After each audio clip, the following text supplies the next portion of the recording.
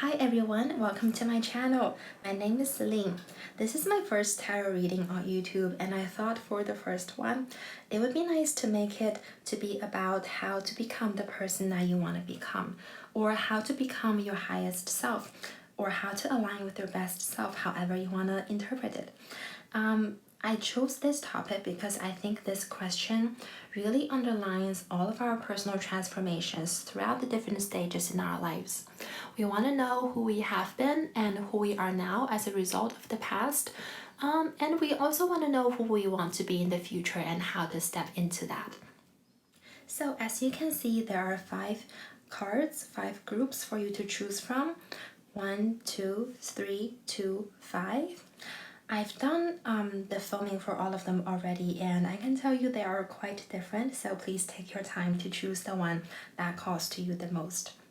If you're not sure which one to pick, I suggest closing your eyes, taking a breath, and as you open your eyes, whichever card that draws your attention the most will be your answer. And yeah, so just go with your first instinct. Before we start though, I want to say something about my approach to tarot. Cards cannot really predict or determine your future. Only you can do that, and you are responsible for that. However, they do reflect your current energies, and as such, they can give great advice on what you should do based on current energy, based on the outcomes that you want to achieve. So, personally, I don't like to use the cards to predict futures. I think I would prefer to know what you want to achieve, and then I can be there to support you and give you guidance and advice to help you do whatever you want to do. Yeah, so my readings usually focus on concrete practical steps that you can take rather than so here's what's going to happen in this time frame. And I also want to say that tarot is collaborative, so it only works if both you and me are focused on the cards and we are both wanting to seek answers. So please only watch this video when the question of how to become the person that you want to become becomes meaningful in your life and you are intent on seeking answers. Yeah, and with all that said, without further ado, let's get into your reading. Oh, one more thing, almost forgot. There will be extended readings for each group, and the topics in the extended readings will be based on each group. So every group will have different topics. I wanted to leave this open so that we can, do readings first and then see what comes up in the first part of your reading, and then just elaborate more from there and get more advice from there. If you do choose to check out the extended, I really appreciate that. That supports my channel a lot, and you will be able to have access to the extended readings for all of the groups, because I thought some people might be drawn to more groups than one, and I wanted them to be able to get the full reading in the extended. Yeah, and that's all that I wanted to say in the intro, and let's get into the readings, starting with group 1. Hi group 1s, welcome to your reading. We're gonna get started by looking at your current energies, and I will take 3 cards for that. And then we will look at the person that you want to become, and 3 additional cards for that as well. It is really quite warm where I am. We're going into the summer season, but I've got my trusted iced decaf latte with me. So, ready to go.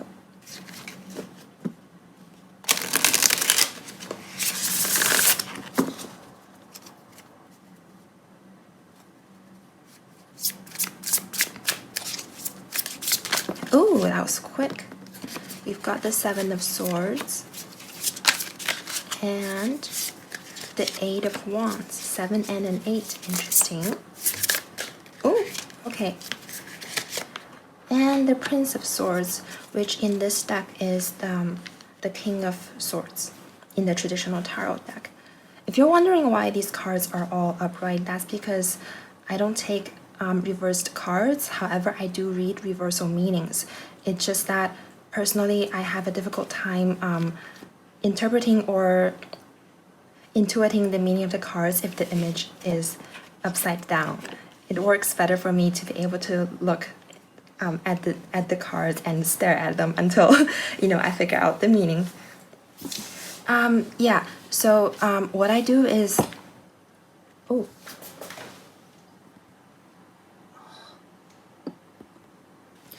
sorry everyone, accidentally kicked my camera stand.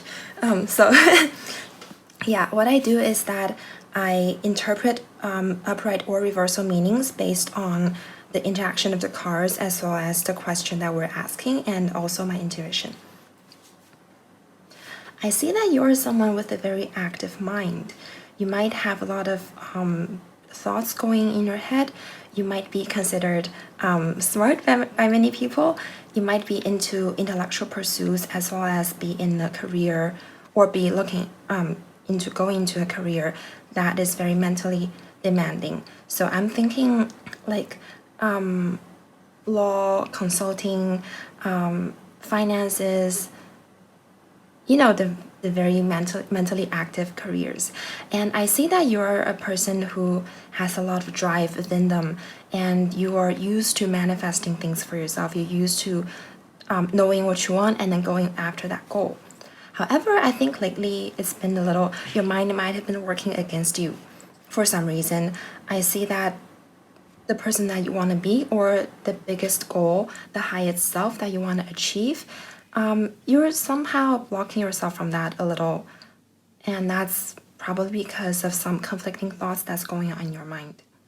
Because your mind is very strong, my dears, and it's so strong that if you have conflicting thoughts or conflicting even subconscious ideas about yourself, about your possibilities, then those thoughts can act against you, just as your positive thoughts can drive you towards the goals. And I think I want to just go into pulling the cards for your future or your ideal, your highest self, and we'll see how to bridge the gap between these two versions of you. Again, I'm asking with 3 cards, Spirit. Thank you. Ooh, the 10 of Swords. Oh, sorry, that fell on the floor. I do want to take this card as maybe a clarifier for this 10 of Swords. I apologize for my tiny space and the cards are kind of, squished together. Oh, sorry, that was the Princess of Cups, which in this deck is the Page of Cups. Yeah, it just looks like the star card in this deck. So we've got the 10 of Swords clarified by the Page of Cups. 2 more cards, please. Ooh, Queen of Swords. Oh, and then we have the Prince of Swords, which is the King of Swords in this deck. Oh. And the... Oops. My little ring fell. I wanted to put some circular symbols since my channel is Celine, which means moon. So.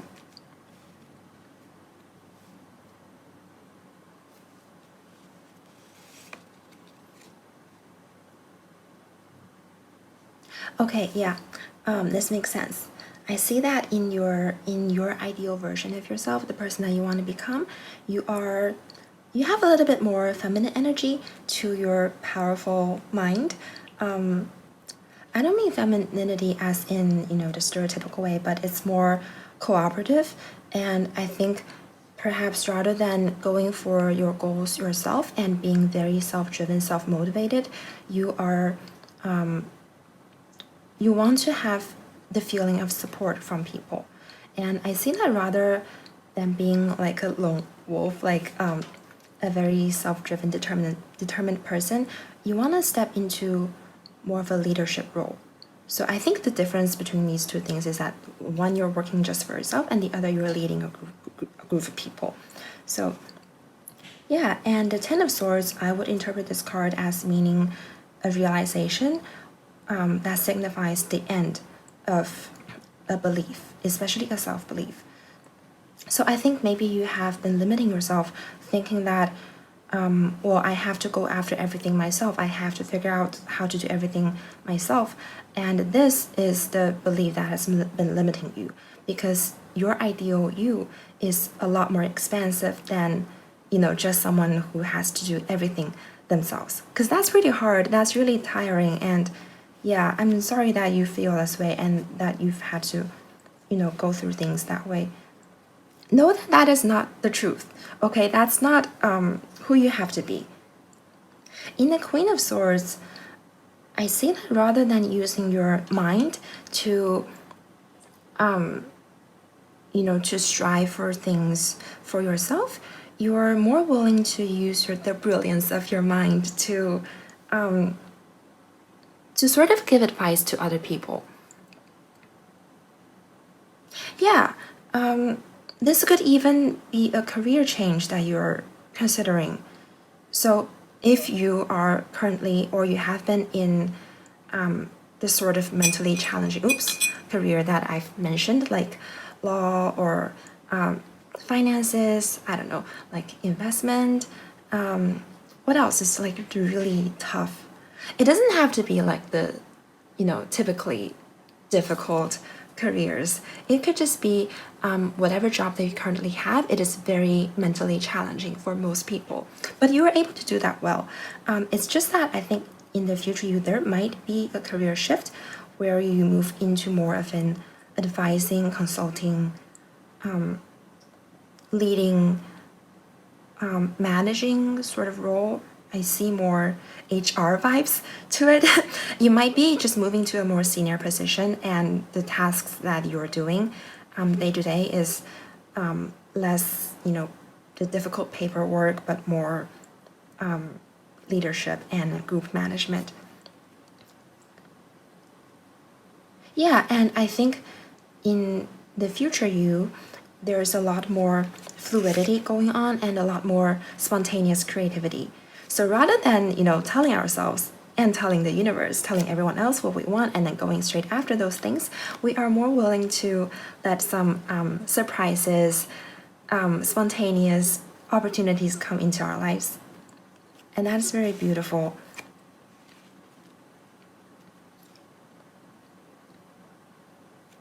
Yeah, I would say that definitely watch out for the beliefs in yourself that tell you you have to do everything yourself.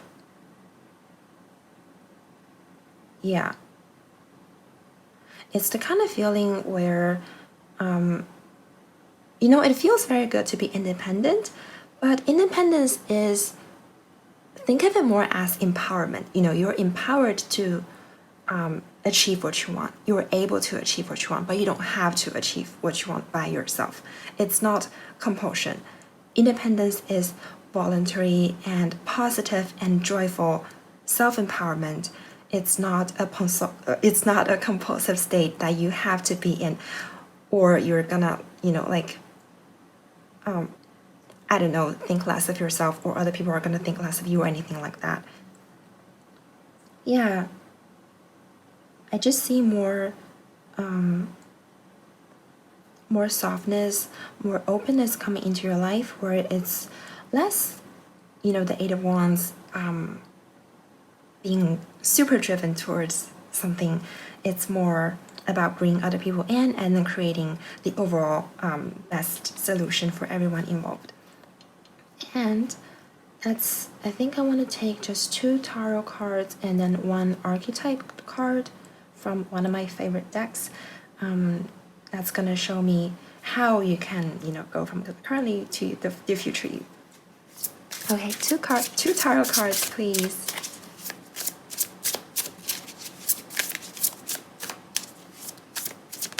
Ooh. Oh, and the star card did come out after all. I was getting star vibes. Again, makes sense with the Ten of Swords. Okay, ooh, thank you. And the bottom of the deck, we have the Three of Discs, which is the Three of Pentacles in the traditional deck, if anyone else also reads tarot. So, oh, and the Queen of Discs, the Queen of Pentacles, on the right hand side. I'm hearing that, first of all, it is important for you to understand or realize, as in the Ten of Swords and the Star, the importance or the value of letting go of, the sort of need to be hyper independent to always be responsible for yourself. Not that you shouldn't be responsible for yourself, but you know what I mean. Like, you shouldn't feel as though you have to. Yeah. It starts with seeing the value of a softer approach to life, of a more inclusive approach to life, of a more supportive, where you're willing to let other people support you and not just you supporting yourself. And as I said, maybe this is something that you are currently thinking about already, but think about what independence really mean to you. You know, is it empowering, where you feel freed, that you're able to go after the things that you want, where you know you can make things happen if you put in the right effort, where you know you feel valued by the people around you, by the world. You know that your work, whatever you do, or even if you don't, even if you're not working, we're always contributing to other people's happiness or sadness in some cases. Asking yourself what independence really value to you. What do you really want to achieve? See if that feeling of self-empowerment, you know, the self-empowering understanding of independence, is worth more to you than knowing that you have achieved everything on your own. Yeah, and you might also consider looking or just reflecting on what might have caused you to feel that way. It could be because I think in many cases that I've seen the people that I know, because you kind of feel familiar to me, your energy feels familiar. It reminds me of some of my friends. Anyway, yeah. Sometimes it could be because of the education that we received in our childhood. Maybe our parents taught us that we're supposed to be that way, that this is how we can feel accomplished or feel safe in this world. But you know, safety is self-empowerment, and self-empowerment means that you can achieve what you want voluntarily, that it's not a compulsive state of being. You don't have to be in any sort of way. You are free to choose how you want to be. Yeah. And if how you want to be, your future self, your ideal self, is more feminine, I guess you could put it that way, is more collaborative, then that's what you should create in your life. You're not, you know, destined or fixed to be any certain way. And to start bringing you into that energy, to start practicing this in your current reality, the Queen of Discs is asking you, where in your life do you already feel nurturing? Maybe that is your environment. Maybe you take very meticulous care of your environment, as I do.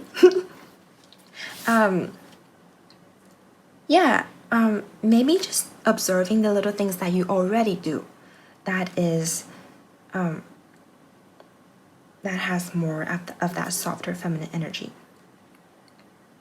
Also, if you care for a child or an animal, you know, a life, any kind of life, maybe plant life,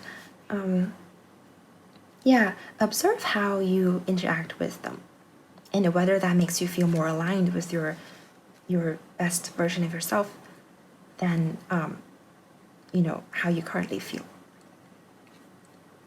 And in the bottom of the deck, we have the Three of Pentacles, Three of Discs. This card tells me that you are the type of person who is super capable of achieving what you want, even if it's something a little bit vague, like the person that you want to become or your highest self. It's just practice. It is the same kind of practice that you already do in everything else that you've done. Think of all the achievements that you've made. You know, that is your hard work, right? And you worked for those things day after day for a period of time, and you put a lot of attention and mental effort into it. You know, you have a strong mind. Use your mind for yourself. Use your mind for your best self. I'm starting to feel that you don't really need me to tell you all these. Even if you didn't have this reading, even if I wasn't here, I'm sure that you're able to figure everything out on your own. Yeah. And start somewhere concrete, like just observing your environment and how you can become more nurturing, become more fluid, flexible within your environment. Start with something tangible, physical, because you are super, you have a strong mind, and it is a great boom. But one of the challenges of that is sometimes we can get too into our heads and we take what our mind tells us as true. It's actually a little bit more difficult for a mentally strong person to initiate self-transformations with their mind, because mind is always doubting itself, it's skeptical, and that is its job. If your mind isn't questioning you, if your mind isn't questioning the realities that you know, then it's also kind of difficult to grow, right?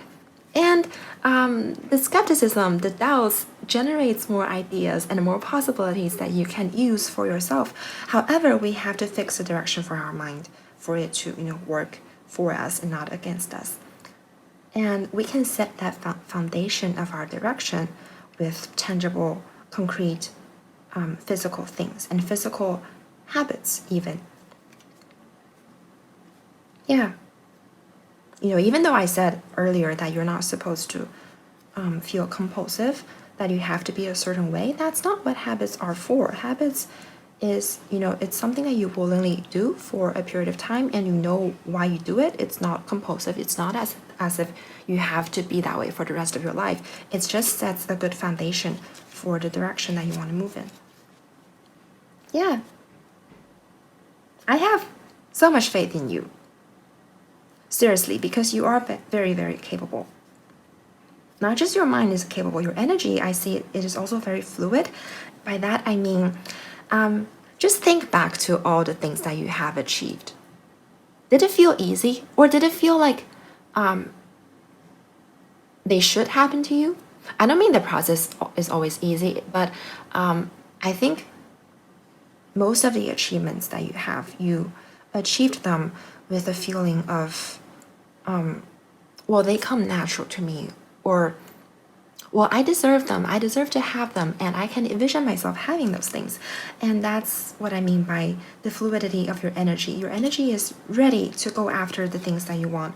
It's ready to just, leap at it. Yeah.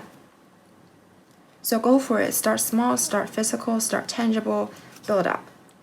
You can even plan for it if you want, if you enjoy planning, as you feel that you might.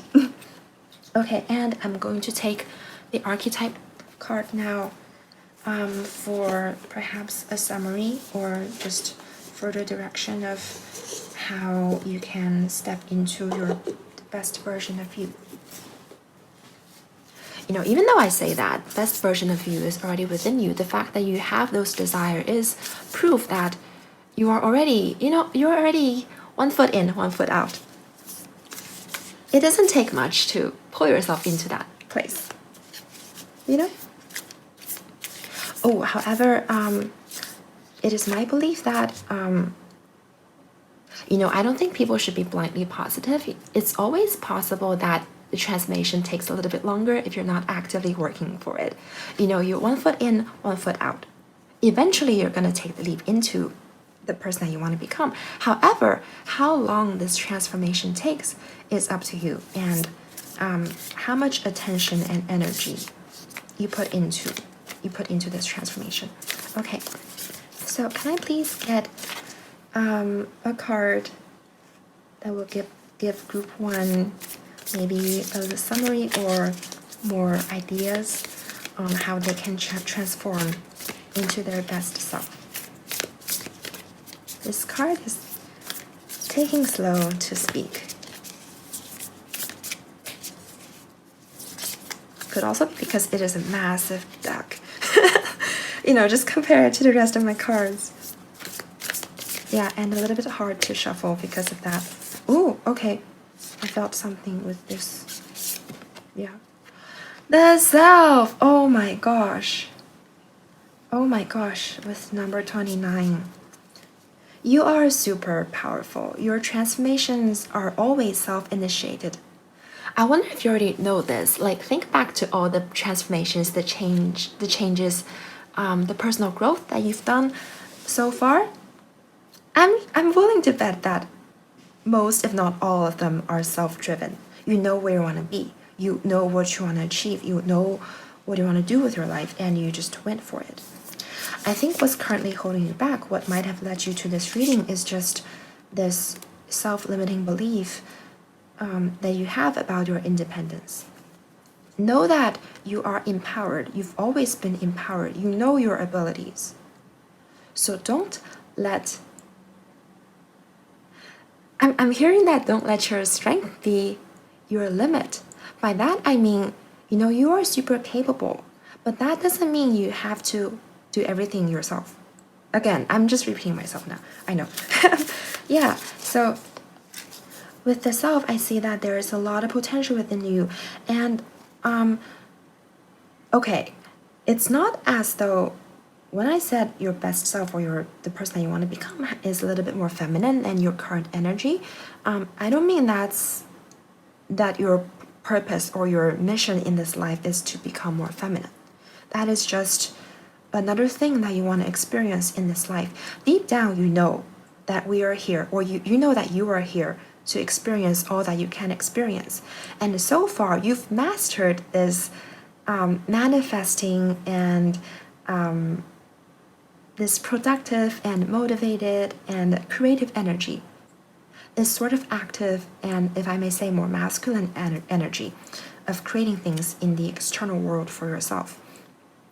And you just want to experience the other side of life, because that's what makes us more whole, right? We want to go through life always experiencing new things. This is the journey of the self. It's always expanding. It's never just one personality. It's never just one type, never just one self-belief. Yeah.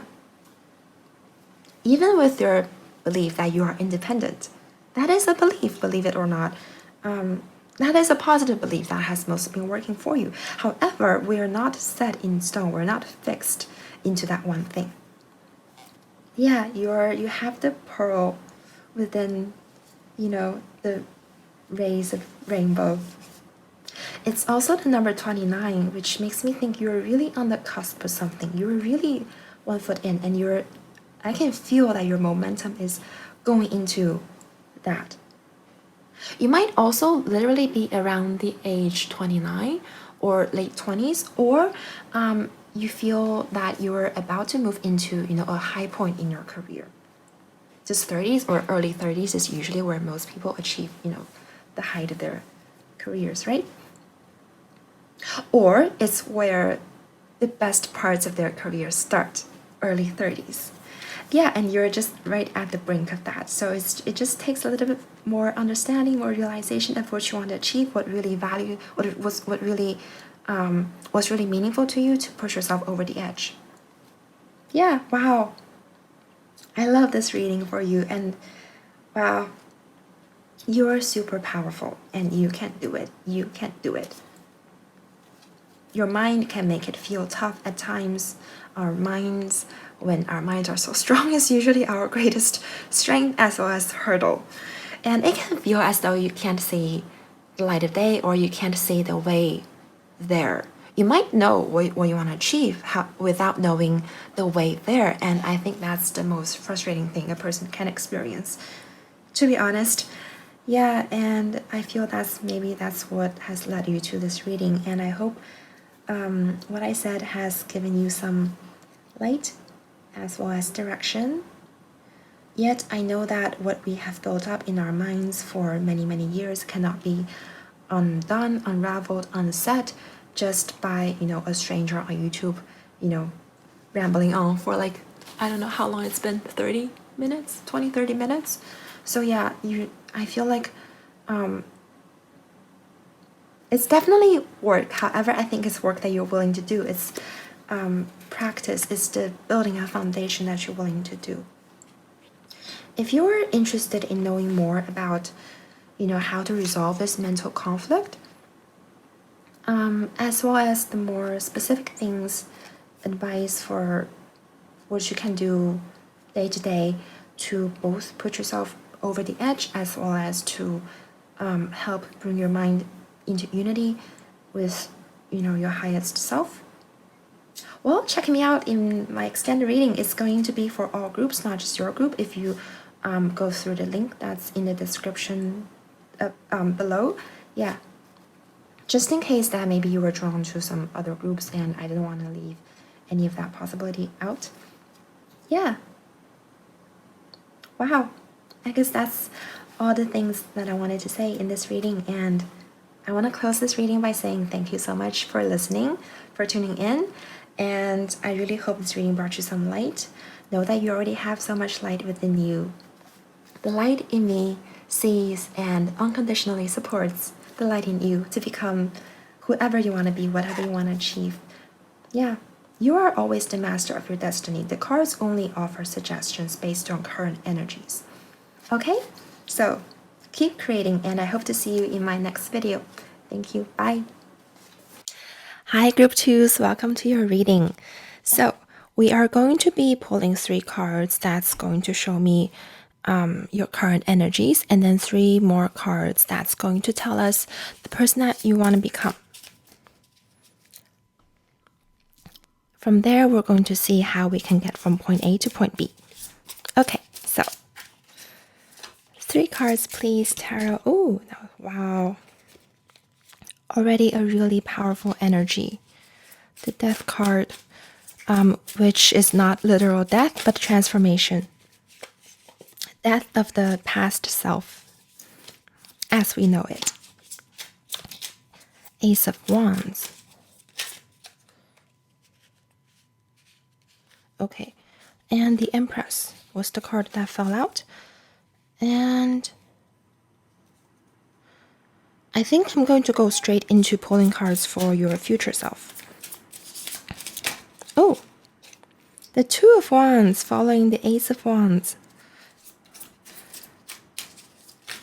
Okay, the Devil card. Wow.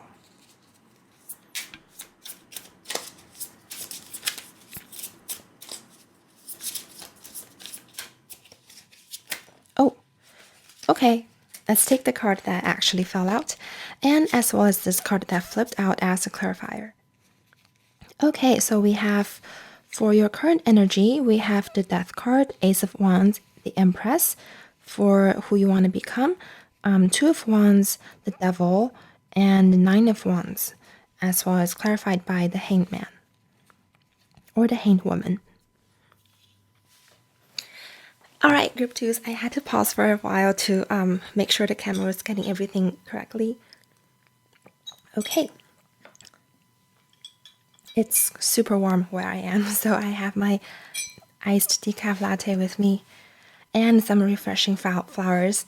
Okay, I see that you already are someone who is creative, whether that's in the conventional sense, like you're an artist, musician, writer, sculptor, I don't know, ceramic artist, chef, or it could just be that whatever you do, whatever field you are in, you manage to do it in a way that's extremely creative.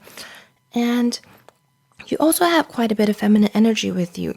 It could be that you are you identify as female, or you just have that soft, like lush, beautiful, confident feeling within you, that you feel good when you're within yourself. You feel good when you are alone, when you sit down, when you meditate. I see that you also are someone who is very aware of the transformation that you are in. You know that you want to become someone different. It could be that you've always been this way. You've always find yourself wanting to improve, wanting to be different than who you have been. Yeah, this theme of transformation is just, it's the first card of your spread. It seems so spot on for who you are. And I feel like who you are at this point is also a product, a carefully cultivated product that you've, built for yourself over the years. I do feel that there is a feeling of I'm hesitating because I feel like some of you will not agree with me when I say that you feel a sense of inner satisfaction with where you are in life, especially with the things that you do for a living. Yeah, I got that hesitation because I feel like some of you are just, you are always wanting to improve, that you might fail to see how much you've grown, how far you've come, and what a beautiful person you already are. Yeah, there is this feeling of quietude, quietness, of just feeling comfortable within, as well as still having the drive to explore, to go forward, to be something different. Yeah. In the Impress, I can see that you probably are someone who is physically and conventionally very beautiful. Whether you identify as a female person or not, beauty is across all genders. It doesn't have to be, like feminine only. Yeah. I see that you have quite a bit of watery, spontaneous, fluid energy within you, and it's easy for you to come up with new ideas, to think of new projects, to even jump from one project to the next, to kind of always feel like you're shifting things, you're trying something different. However, you might also, because of that, have problems with finishing projects.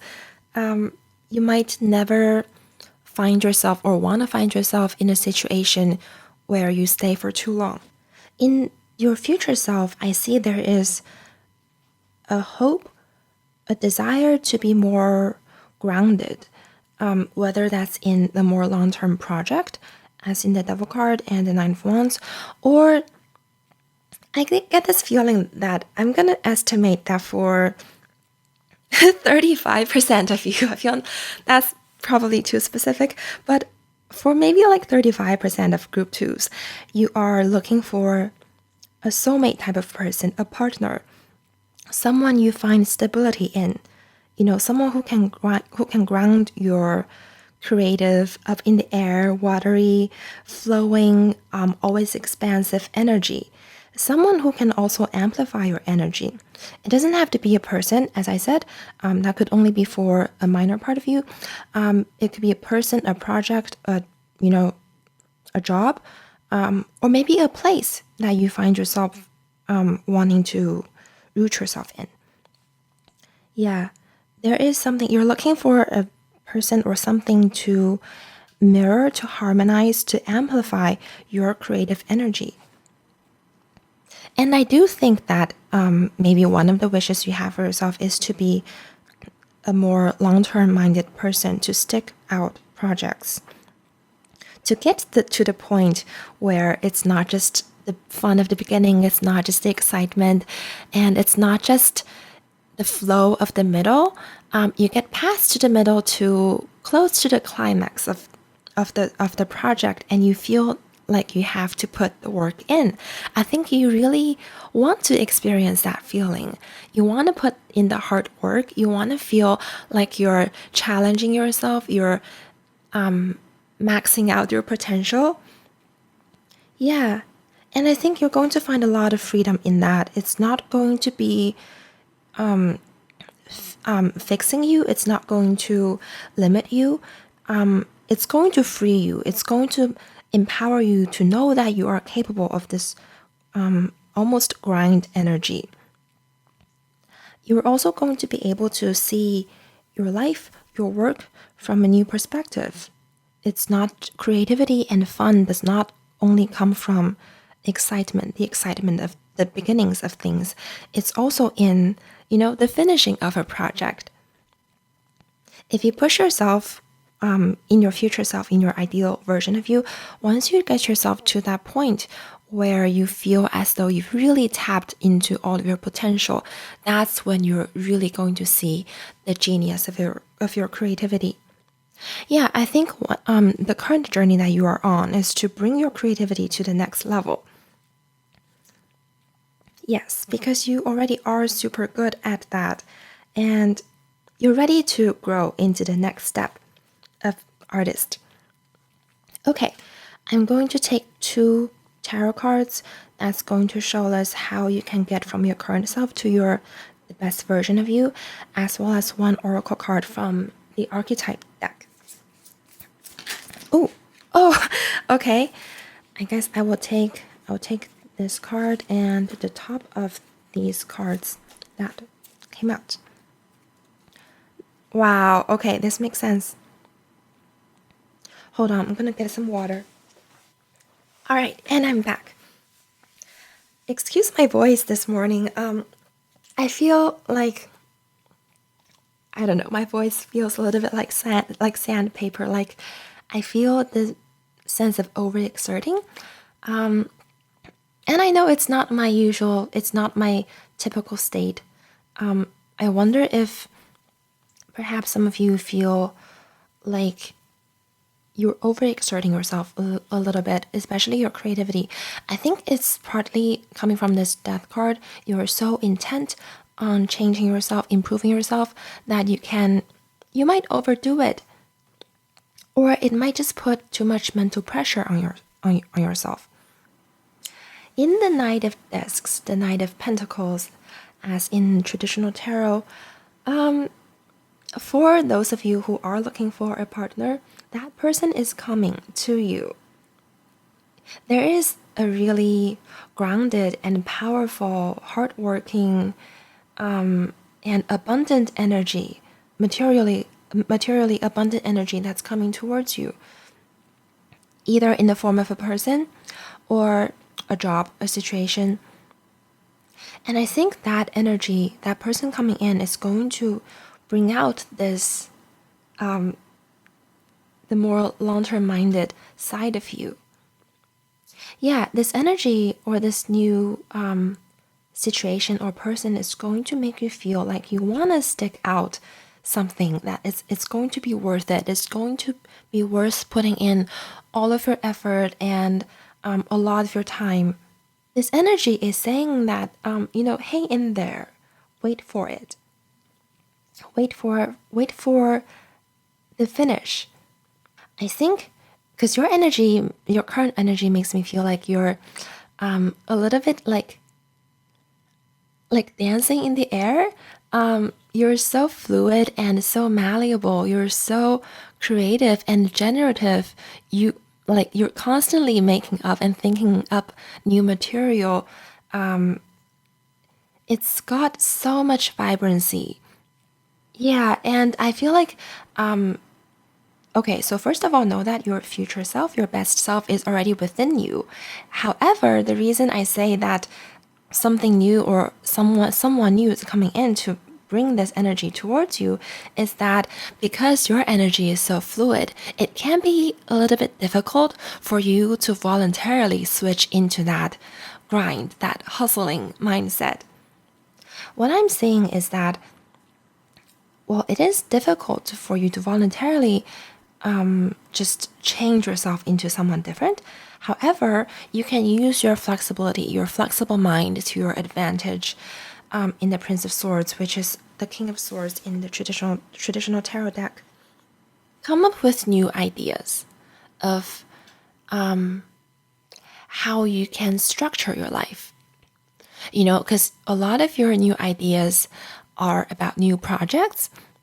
So maybe instead of creating new projects, think of how you can use your mind to elaborate on what you already have until it feels as though each single project is a lot of different ones. You know what I mean? Like, so for example, if you're a musician, if you make music, rather than, like, if you hear a lot of melodies in your head, and you just have random ideas, random emotions that you want to express in songs, rather than starting new songs with each of those ideas, think of how you can put those melodies together. Maybe you put one into the main melody, one into, an accompaniment, put them into different instruments, change their shapes until they look like something different but can also work together as in one project. Yeah, and if you have a lot of emotions, a lot of ideas that you want to express, in the musician example, put them into words and then find a way to put them into one cohesive story. So you don't want to let go of this creative, spontaneous, generative feeling, but you want to find a boundary for your flexibility. Yeah, find a boundary for your fluidity. Make sure it is contained in some way. Make sure you can be contained in a way that's productive, that's in alignment with what you want to be. And I promise you, it's going to feel just as creative, just as fun to approach things from this new perspective. Also, I'm hearing that I do feel like a lot of you are physically flexible. Either you practice yoga, you dance, or you just like to stretch a lot. Even if not, you might just be naturally flexible. Like some people, they have like overextended limbs. Their fingers, like they go all sorts of ways. Make sure that you have the physical strength to match your physical flexibility so that you don't injure yourself. Okay? That's just something that I wanted to say for maybe just a few of you who are crazy flexible or who want to be crazy flexible. And in the devil card, because this card usually means addiction, it means bondage, but it also means hard work, committed work.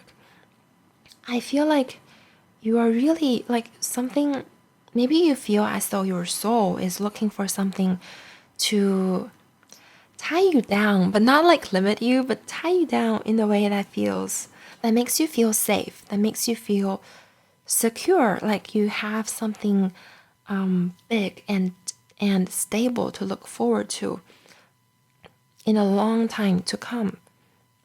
Yeah, some of you could be seeking marriage, that kind of commitment, and a bond could be something that you want to experience in this life. And in that case, I do see this person coming in, and oh my gosh, this person has okay, I don't know if any of you are sexually adventurous, but if you are, you know what I mean. This person might be bringing in, the feeling of of being tied down. I'm just gonna say that that you might want to experience. Yep. Yeah, of course, doesn't have to be as literal as that. It could be just a feeling, metaphorical feeling of being safe, being secure with someone, someone who makes you feel like you can express all that you are. Because I do see there are multitudes of selves within you that want to come out. It doesn't have to be like a multiple personality kind of thing. It's just that all of us, we have so many versions of ourselves and so many potential versions of ourselves that we want to experience in the future. And for you, that is such a strong theme of your life. It could be something that you notice from a very young age, that you always want to be something different. You want to try on different versions of you. Like if you see, you might often notice people who inspire you, who you feel that you want to become. You might be very good at learning from others in that way. You see their strengths, you see who they are, what makes them shine, and then you can very easily emulate that. And isn't that what creative people do anyway? To create any artistic creative project, we have to learn from what's already out there, and then we put that inspiration into our own works. Hold on, I'm gonna get more water. My voice is acting kind of funky this morning. Make sure that you're also replenishing your creativity. Like, if you make music, from the example earlier, make sure you spend enough time listening to other people's work so that you're not just just extending your ability, so that you're not just stretching your pool of energy, your pool of source material, whether it's in the form of a person or a situation or an environment. This new thing coming into your life is going to make you feel replenished. it's going to be a pool of energy that you can draw from, so that it's not just you using what you already have, you're also being supported in return. As for what you can currently do while you wait for this new thing to come into your life, aside from what I already said about putting new ideas into one project instead of starting new projects, something else that you can do is to nurture your physical body. Find something that you can continuously build over a long period of your time, or maybe for the rest of your life, whether in the form of an exercise like yoga or dance, or just having a more long-term physical goal that you can work towards, like building up muscles, stretching, I don't know, whatever you might want to do that's going to improve your health, your fitness, and also give you something that's tangible that you can build on day after day.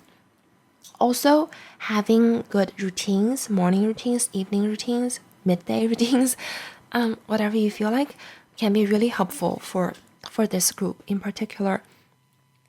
You need something that can ground you. And one more thing, if you have access to gardens or to grass, to mountains or something, put your bare feet on real soil. Or if you live close to the ocean, just walk on the beach on your bare feet. Feel yourself grounding into the earth. Because as I said, you already have a lot of feminine energy within you, and feminine energy is very closely related to earth.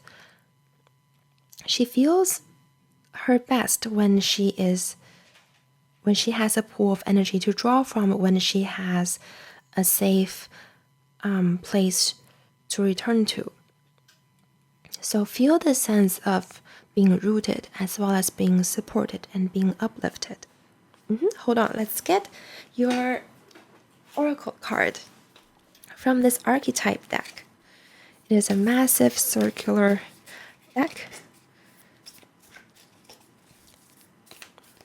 I think I want this card to be a summary, as well as further direction for this group of creatives, artists, beautiful people.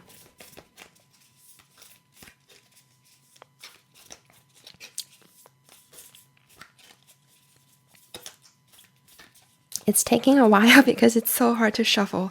I cannot shuffle them the normal way since I can't hold the deck.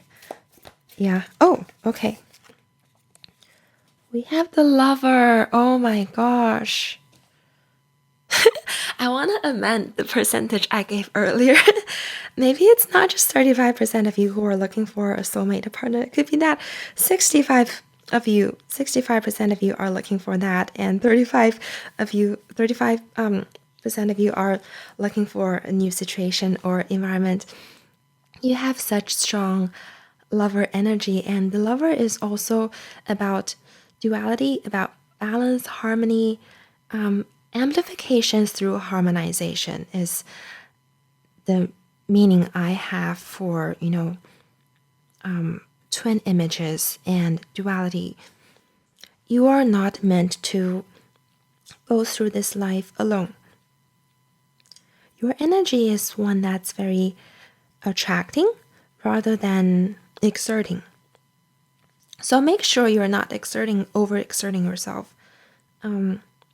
Make sure you have someone who supports you and be in environments that support you. That's very important for this group. And if you don't find yourself in that environment, as I said, for some of you, I feel like you don't feel that inner satisfaction, that's really already within you, and that could be because of your environment. That could be because of the people that you find yourself with. If you were those who did not agree with me when I said this group feels, innerly very satisfied and content and beautiful, comfortable, maybe look at what's around you. if that's supporting you or not. In this card, I'm also seeing something about your throat chakra, maybe because of the pearl at the throat of the swan.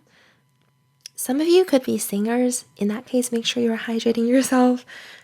Or be very vocal. You might use your voice a lot in your job. You could be a public speaker, a teacher, therapist, consultant, yeah, things like that.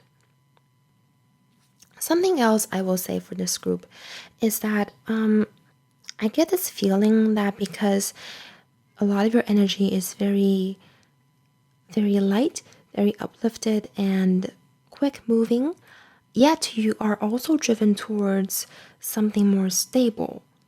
Sometimes because you are in this kind of self-conflict, because what you want is sort of the opposite of what you already are. Both are equally valuable. Both have a lot of meaning to your life. However, it's important not to compromise one for the other. What I mean is that don't just put a damper on your light creative energy just to experience something that feels more solid. And don't uproot this feeling of stability in order to be creative. So you're supposed to have very distinguished higher energies and lower energies. You're supposed to have very distinguished creativity and the sense of rootedness. Don't conflate them with each other and don't feel like you have to compromise one for the other. Because if you do that, then it's just like mixing black and white. You get gray rather than having, bright highlights and dark shadows. You know? Yeah, you are a three-dimensional person, and so don't flatten these opposite energies. See how you can stretch yourselves. Stretch your highlights, stretch your shadows, stretch your lightness, your lightheartedness, and also stretch your groundedness, your connection to earth, your connection to other people, to the environment. That's going to make you feel more free. That's going to make you feel like you have more to offer, that you're able to offer more. If you hear that little, clickety sound, that is my dog. Her paws are, yeah, she makes that sound when she walks. Yeah, she's super adorable. Okay. I think I've said everything I wanted to say from this spread. And yeah, I'm going to move this reading into the extended now. In the extended reading, I think we're going to be looking at, well, when you can expect this new person or situation to come in, as well as more concrete advice for how to strengthen both your crown, your upper chakras and your lower chakras, both the high and uplifted energy and the rooted energy. We're going to find ways to help you distinguish between these two. Yeah, and get the timeline or get more advice on how you can manifest, prepare yourself for this new person or this new situation. Okay. You have such a gentle and peaceful, beautiful energy. I hope you know that. Yes. And I want to close this reading by saying thank you so much for tuning in, for supporting my channel. And I know that you have so much light within you. The light in me sees and supports the light in you, as always. I hope to see you in my next video. Bye. Hello, Group 3s. Welcome to your reading. So, in this reading, we're going to be looking at your current energies as well as who you want to become, and more importantly, how to get from who you are right now to who you want to be. I am going to pull 3 tarot cards to show us your current energies, and then 3 additional cards for your best self, your ideal self. Oh, that was fast. However, not going to take that many cards. Yes. Okay.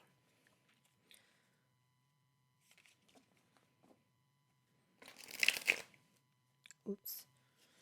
I was reluctant to shuffle the cards this way because I have an injury on my hand and it hurts a little bit to like do it, shuffle the cards that way. So we'll have to do with this kind of shuffling. Oh, okay. For the first card that's going to show your current energies, the Empress. Group 2 also got this card, by the way. Okay, and second card is the King of Swords.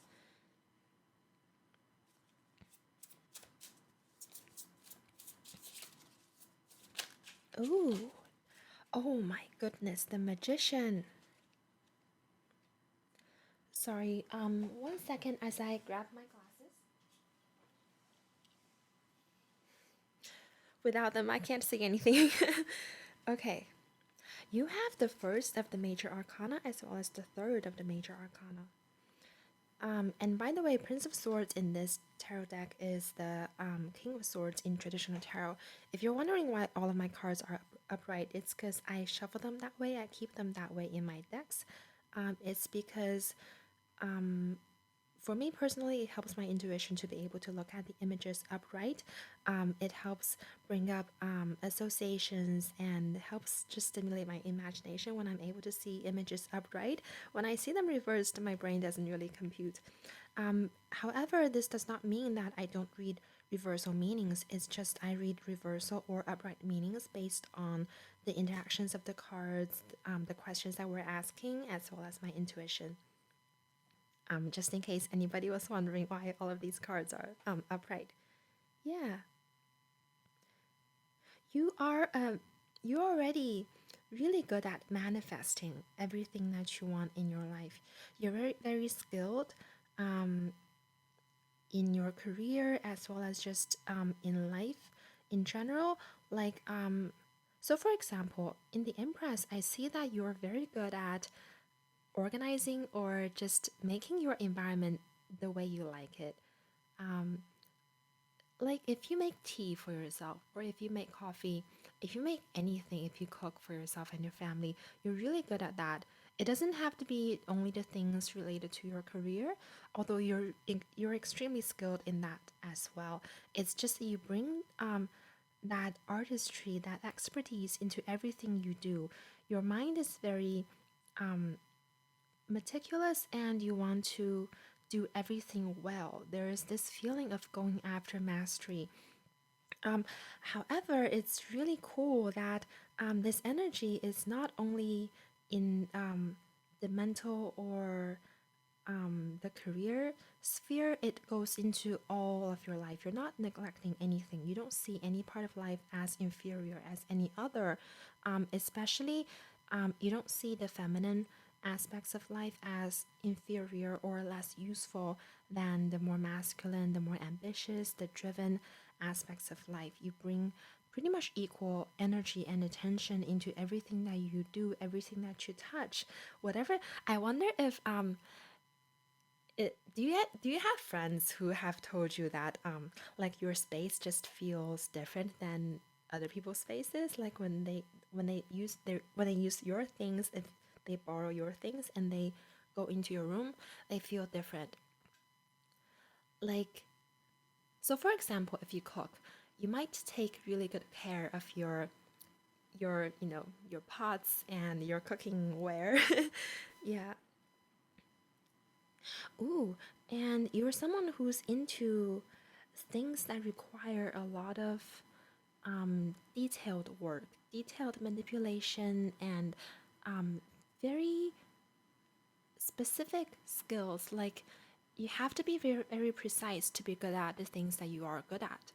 So, for example, if you're into cooking, then you might be more into baking than just regular cooking. And in your line of work, whatever it is, you might be the person who really excels at what they do. Like, for example, there might only be a handful of you in your field. Kind of like I'm thinking more like an analyst in investment, that kind of thing. Like, you're super rare, your kind of talent is rare. and people really value you for that. Excuse my voice. It's in the late afternoon, and I was already filming earlier, and my voice is a little bit tired. Let me take a sip of water. All right, I'm going to pull the 3 cards for who you want to become, and we'll circle back to these cards when they are relevant.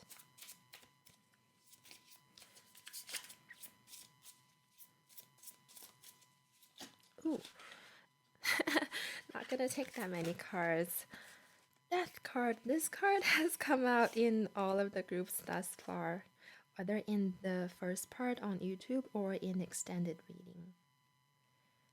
Let me move these cards a little bit. Okay. You've got the Death card. Wow.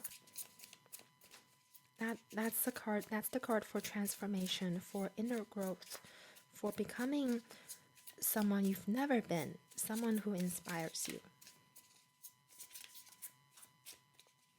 You know what? Now that I think about it, it's only normal and expected that the Death card has come out in all of the groups since the topic is about personal transformation. Anyway, and the Wheel of Fortune. This card is about external transformation. It's when things outside suddenly align with a new life that you want to move into. It's the magical feeling of I'm in the right place at the right time. Right place, right time feeling. You might have also been waiting for this moment for a while, or even if subconsciously. And we have the Queen of Swords. Oh, and the King of Swords in your current self, Queen of Swords in your future self. Okay. I can see this might not be super obvious in your own consciousness. However, dig deep, and I wonder if there is this feeling of I want to step into the unknown. I want to fall into the unknown. I want to explore things I've never thought about before. I want to go places that I've never even heard about before. I want things to just shift. I want reality to open up in a different way than I've ever seen, than I've ever imagined. There's this feeling of because you've been so far very competent, and also there is a feeling of satisfaction, inner satisfaction and content. If you read tarot, your current energies remind me of the Four of Cups. It's that feeling of I feel settled, I feel comfortable where I am, yet I'm longing for something that I don't even know of. Yeah, because you've already managed to keep both your inner world and your external world pretty much how you like it. You've achieved a lot of things in your personal life and in your career, and the environments that you find yourselves in, specifically the homes, the apartments, rooms that you live in, they all look pretty good to you and you feel good in them. Yet there is this feeling of kind of being limited by them. You know that there are many more possibilities in life, even though where we currently are is extremely good and is certainly good enough for us. It doesn't mean that we shouldn't go after something more, right? That's what growing up is about. There's always something more. There's always something different that we can experience in life. In the Death card, there's a lot of longing and a wish for something different. Almost like it's the feeling of waiting for the ground to open up, if I may say so. Yeah. In the Wheel of Fortune, you're also wanting to take a risk for something. It could be a drastic career shift. It could be moving somewhere completely different. It could also be changing social circles. I'll get more into that later. But in the Wheel of Fortune, there's just a feeling of wanting pretty much everything to change. you're chasing after that feeling of excitement is how I can think of the best way to put it. In the Queen of Swords and coming after the King of Swords, there's this feeling of wanting to cut ties somehow, specifically social ties. It's not that I see any toxic people in this spread. It's more the feeling of, I guess, boredom and wanting to just change circles.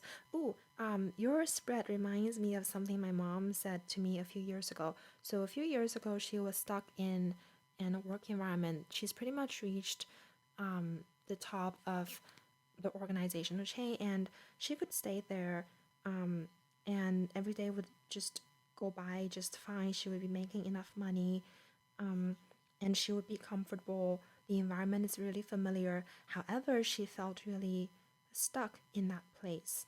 Like she already saw the ceiling. She saw her limitations. She saw where she could go, how far she could reach, and that feeling was kind of stifling, right? I'm sure you can relate to that. So, what she did was that she thought to herself, if I want to break free from my current circle, well, what are the opportunities for me to do that? Especially she was thinking about who could bring her out of her current circles at the time, because she was a very social person, and connections were very important in her line of work. So she was thinking who of her connections could bring her out of her work circles, and she didn't really have anyone who could just lift her out. So she made new friends. It was as straightforward as that. She found ways to connect with different people, completely different types of people who were in different lines of work, who were even living in different cities of a different age range. Yeah, and making a different level of money as well. I feel like this is something that you are also considering. You wanna just pretty much recreate your social circle. Yeah, you wanna change things up, and because you are the magician, you are totally capable of manifesting that, of creating those people, of bringing in those people into your lives. And there is this feeling that's kind of similar to group one, in that you're moving from using your mind for personal gain, for example, to grow in your career, to achieve things that you want. You're changing from that into using your mind to support and uplift other people. And this has a lot to do with the new social circle that you're going to find yourselves in. It's a group of people that will be more meaningful to you than your current circle of people. Not that there's anything wrong with them, it's just you're growing up, you're outgrowing your current environment. That's why you need something different. Also, a move is possible. Moving apartments, moving places, sometimes just for the sake of it. You know, it doesn't have to be because you're changing jobs or anything, or because your kids go to a different school now. It can just be to shake things up in your life. I'm really seeing the possibility of travel for you, as I said before, in the Wheel of Fortune. There is a feeling of moving forward, cycling through, and ending this cycle, starting a new cycle. So, in the past cycle, I feel like your lesson has been about how to achieve things, how to manifest things, how to create everything that you want to create. And you've mastered that. So, you've sort of mastered the inner, you know, the inner art, the art of self management, of making sure that you, at least you yourself, are exactly the way you want to be. You've mastered that. And I know this is kind of maybe ironic, since the topic we're asking about is how to become who you want to become. And I just said you've already mastered how to become whatever you want to become. However, I feel like in the version of you that you want to become, it's more about your connection to other people. It's more about the new environment, the new place that you find yourself in. Yes.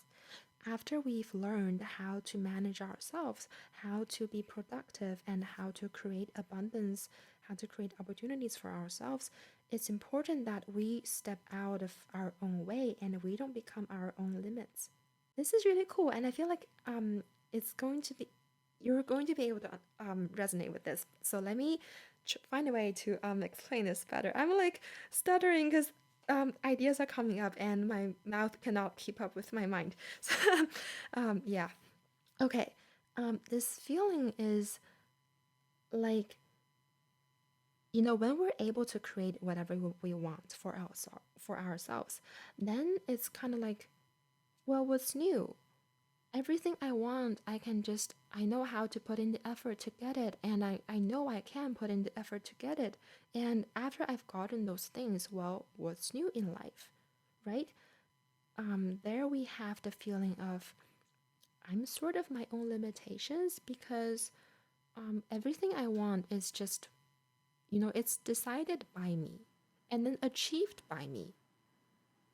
So you're really wanting something completely new, something that could even surprise you, like the Death card and the Wheel of Fortune.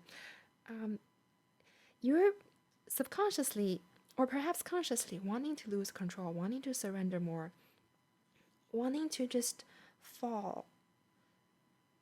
If you've ever read the book, The Unbearable Lightness of Being, there's this really interesting theme throughout the book that our stories only begin when we surrender to this inevitable and universal longing to fall.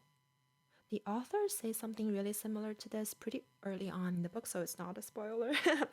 I sometimes can do that without knowing that I've spoiled things for people. So yeah, I think this longing to fall has become more and more present in your awareness these days. When I say the longing to fall, I don't mean like to stumble in life, to make mistakes, to do something that you know you shouldn't, but I mean it's the willingness to let life be unknown to you, let your future be unknown to you, to do something that you don't have complete assurance about. Maybe this could be a change of career directions, or it could be going back to school again. Could be moving and then making yourselves different friends. Could also be a change of relationship status. However, please be aware that I only say that as an example of the kind of change that you're after. If you're not already considering a change relationship status, then forget what I said. I think this is especially for those of you who are single. Like being in a relationship can surprise you and bring you the excitement that you want. So I feel like what you need to do, like what's between the current you and the future you, is to get yourself over the need for control. This might not be super obvious in your awareness, in your self-awareness, because it's not as though the need for control has been in your way thus far.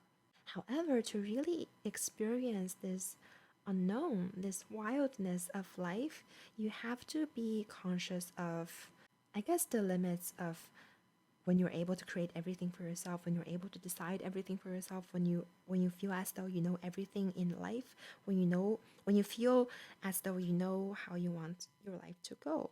It's important to go from this current energy into someone who's more comfortable with surrender, with not controlling. And this is extremely hard. This is such a hard lesson. And life wouldn't have given this lesson to you if you didn't already master the art of self management. Like you have to go from a sure footing to play, to falling. You can't just, like, life would never teach someone to just fall and try out the unknown the first day they're born. They have to find some stability in their lives first, right? They have to learn how to survive and thrive in this society. They have to learn all the basic, social skills and academic skills. And those things require a lot of self management productivity management and control, and they require a lot of skill. Like I said, your skill, your expertise, or your ability to master pretty much anything is like one of your greatest strengths, and that's super cool. Super cool. So yeah, after you've mastered that, it's you're ready to come into a new stage of life where you're able to experience something more fluid, yeah, and more fun, more exciting. Isn't that worth it? Isn't the excitement going to be worth the loss of constant control? Right? Think about it. And I feel like there's something in the Empress card, like this ability to surrender, to trust in things, to manifest things without even knowing what they are, is very much inherent in the Empress card. This card is about mysteries, as well as manifestation and magic and cultivating her external environment the way she wants it. It's about both the expertise and the skill involved in creating a beautiful life for herself, as well as allowing there to be mysteries in her life. And sometimes I feel like the mystery aspect of the Empress is what makes her, is what makes her so beautiful and so mythical. Let's pull two additional tarot cards to maybe give you some advice on how you can step into this feeling of surrender. How can group 3 surrender? Oh, this card is very apt. It's a very suitable card and honestly kind of redundant tarot. I was looking for something that I didn't know, to be honest. Okay, I'm going to take this as a clarifier for that card since I wanted a card that could tell us something different. Um, okay, then one more card, please.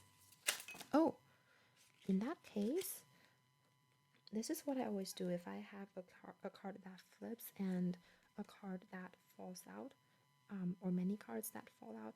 I usually take the top of the cards that fall out as well as the flipped card. So they will just be clarifiers for each other. They will be like combined into a single card, and I'll interpret them that way.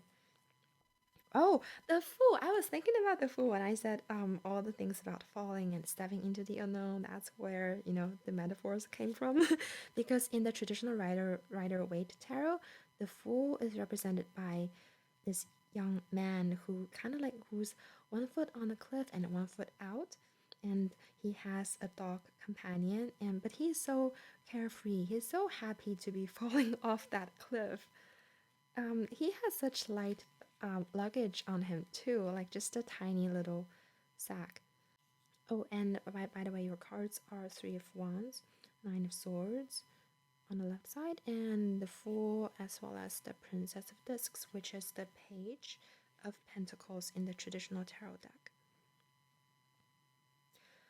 When I said I already knew this card was gonna come out, it's because Nine of Swords speak of pretty much maxing out your mind until it's not working for you but working against you. It's a mind that's very controlling, and it can cause us a lot of problems with overthinking, with anxiety, and just unwanted clutter in your mind. Because a strong mind, a capable mind, is needed to be the magician, to create things, to achieve the level of expertise that you've achieved, and also to be able to manage every part of your life beautifully. It takes a lot of mental effort and energy, yet know that sometimes when left ungoverned for too long, our minds can have a life of its own. It can feel like it's dragging us behind, even though we're supposed to be the ones in charge and our minds are supposed to be our tools. Think of your mind as your tool, not your master. Or even a friend. Think of it just as a tool. You can be grateful for your tools, right? Because it's helped you achieve so many things without being limited by your tools, without being identified with your tools. You're not your mind. You're not the things that you think. It's just thoughts are just things that other people have put into us that we've repeated internally, right? And they don't originally come from us. Not any of them. None of our thoughts really come from us. It's always learned and then repeated. So don't let your mind become a bother or a limitation. That's the need to let go of control that we were speaking about. And the Three of Wands. You have so much energy and creativity within you. I feel like you're currently in a state where you are like looking forward into something without necessarily having a plan for it, and that's beautiful. Stay in that mindset. The Three of Wands can be interpreted as having a concrete plan, as well as the drive behind it. However, for your group, I'm going to focus on just the passion behind plans and not the plans themselves, because you want to always leave space in your possibilities. This does not mean that you don't have that you can't make plans. It's just that when you do make plans, make sure that you are clear with yourself that they are only plans, that you can deviate from them whenever you need to or whenever you want to. Think of plans as tools to help strengthen and magnify your passion. They're not prescribed to you in any way. You don't have to follow them, is what I meant. They are tools to help amplify your passion for something new. Okay? So I guess the advice here is do make some plans because you excel at that. That's gonna help you. You already do this very well. However, when you plan out things, you can even plan out the same thing over and over, and then just focus on how your excitement for that thing grows as you plan for it. Yeah, don't take your plans too seriously. And in the Fool card, of course, this is an impulse, the right impulse in the right direction. And this, if you're worried at all, if you fear that if I surrender, what's going to happen to my life? If I don't know what's going to happen in the future, well, then how can I know the good things are going to happen in the future? Trust that when the Fool is here, and when you're in this energy, it's a sign that you can trust in the universe. It's a sign that sometimes to know what's going to happen in the future, the only way to know is to let time tell you. You're on the kind of journey that you cannot predict in advance. Okay? Let me say that one more time. You're on the kind of journey that you cannot know beforehand. The only thing that can tell you what's going to happen is time and your willingness to experience it as it happens. You are learning as you are changing and creating. And that's the message of the Fool in this situation. It's not always positive, but in your situation, it is positive. So please trust in the universe. It is easier said than done, because trust requires a lot of the feeling of security. We have to know that we are safe to be able to trust. That's pretty much all we need to trust, is to feel safe in some way or another. However, this is really easier said than done. So what I can tell you is that your biggest ally, what's going to bring you the most security, inner security, is your own ability, is your own capability, your ability to pretty much master any skill that you want. If you are thinking of a change of career, even if it's something completely different, even if you want to turn a page of your life, know that you have the skill to start from 0 and then build to 1,000. Know that you have the skill to do that within the time frame that you have to do that in. Okay? You have the skill. You are your own protector. That's the King of Swords. You are your own protector. You are safe because you are so capable. You can never fail because you are going to be able to do things well. Yeah. If you're worried about travel, like what's going to happen to you in a new place, know that you're also protected. You have everything that you need to keep yourself safe, to keep yourself thriving and abundant. In the Page of Discs, this is in this card, in this deck, the interpretation is the earth part of the element of earth, because discs or pentacles means earth. It corresponds to the earth element, and princesses in this deck also corresponds to the earth element. So it's the earth of earth. It's really, really rooting your ideas, rooting your transformation. You're on the brink of completely transmuting your energies and manifesting that into someone and a life that's completely different. To start, though, the Princess of Discs or the Page of Pentacles is really practical, and they start they start with things that are close to them, as in their immediate surroundings. So it could be as immediate as the clothes that you wear. Also, where you keep your money. Interesting. I heard that for some of you, like how you are investing your money. I feel like changing how you invest your money, how you use your money has to do with this travel or this transformation that's about to happen. If that's really the case, then this is a sign that you should go for it. That what you think you should do with your money is correct. Good job. Yes, not just with your clothes and your money, also like, your home, organizing it in a different way. Sometimes just changing how we arrange our furniture can help us step into a different feeling. Yeah. Just practice changing little things in your life. If you usually go for one type of coffee drink, then go for another type. Things like that. Start small, yet knowing that every little small transformation that you make is contributing, is going to manifest in this massive and magnificent personal transformation that you're going through.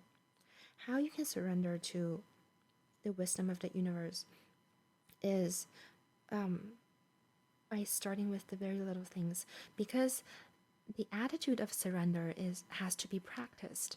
It's not as though I can just tell you to surrender, to fall, to trust, and you're just going to be able to do that.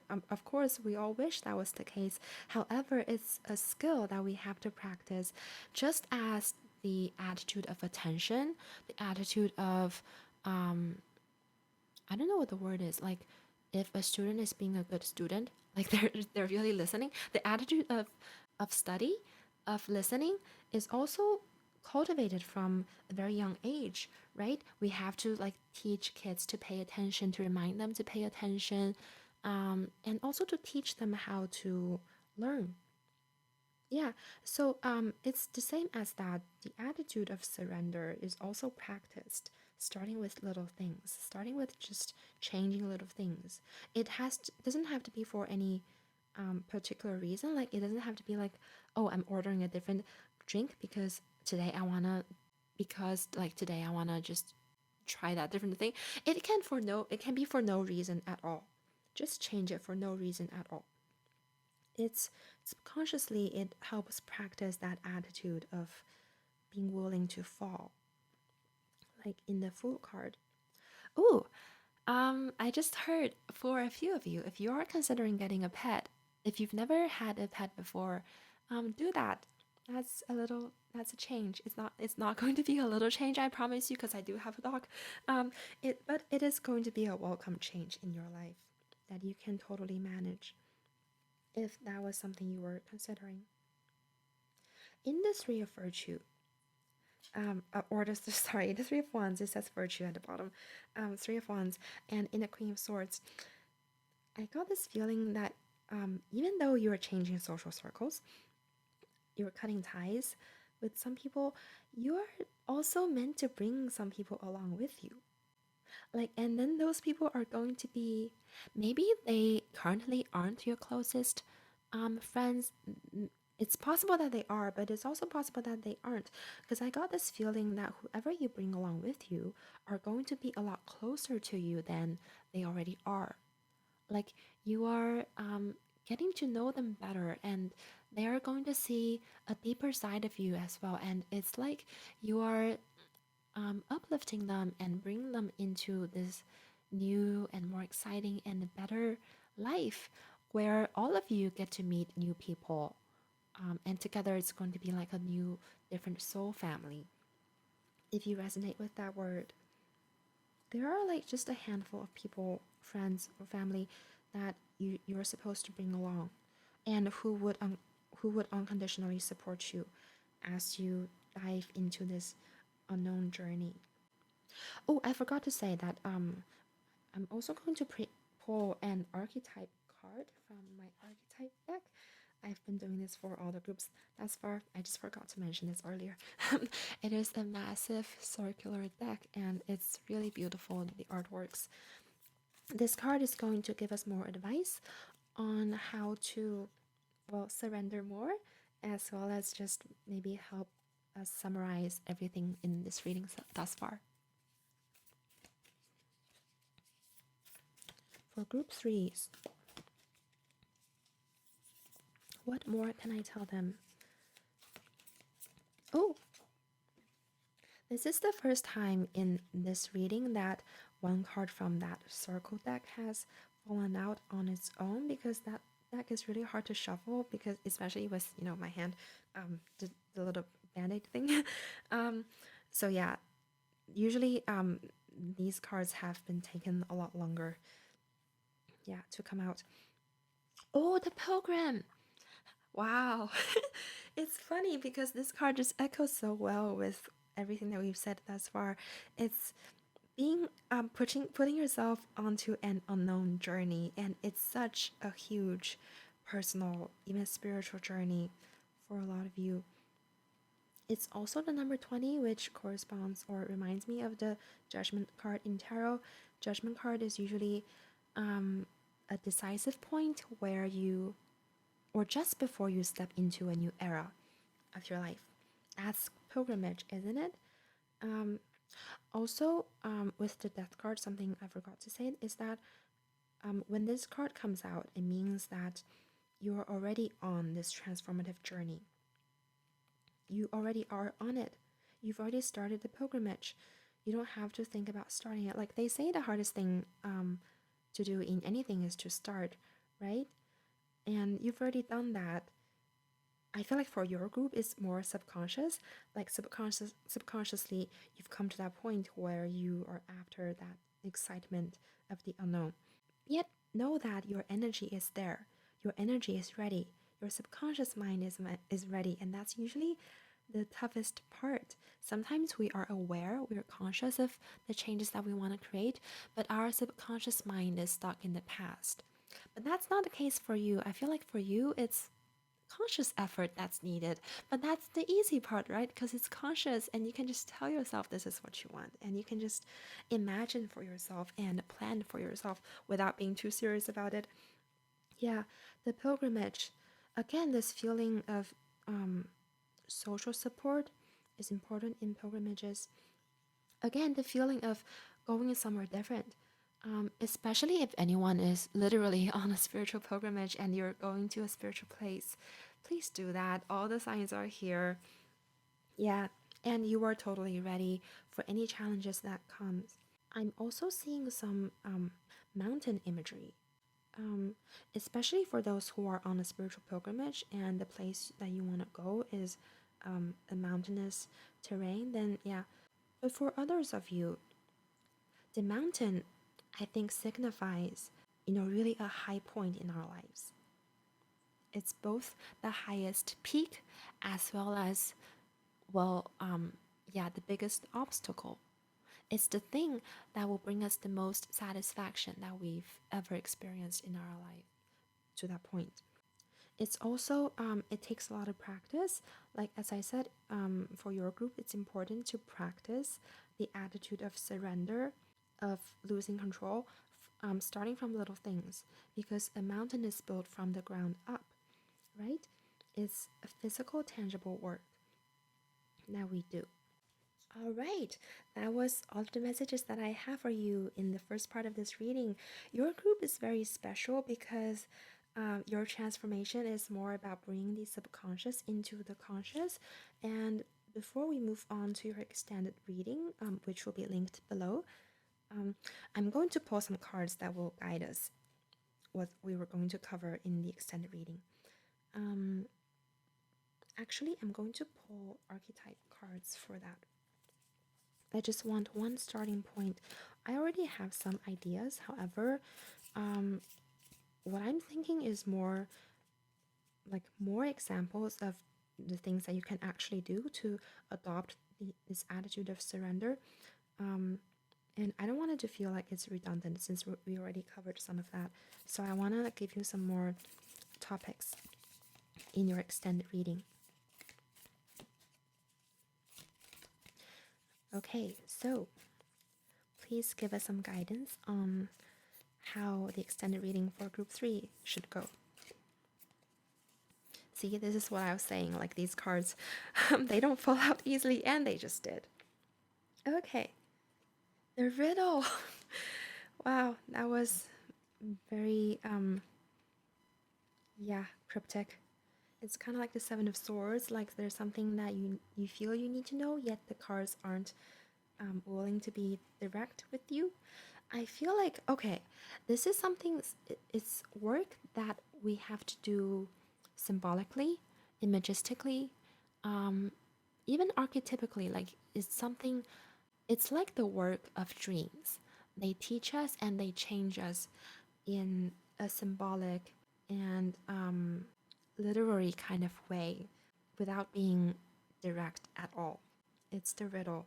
I feel like there are going to be mysteries in your extended reading because, okay, so we are still going to cover more ways that you can practice the attitude of surrender, as well as clarifying the riddle, how we can bring the subconscious into the conscious. I feel like you need some more thinking on what surrender actually means to you.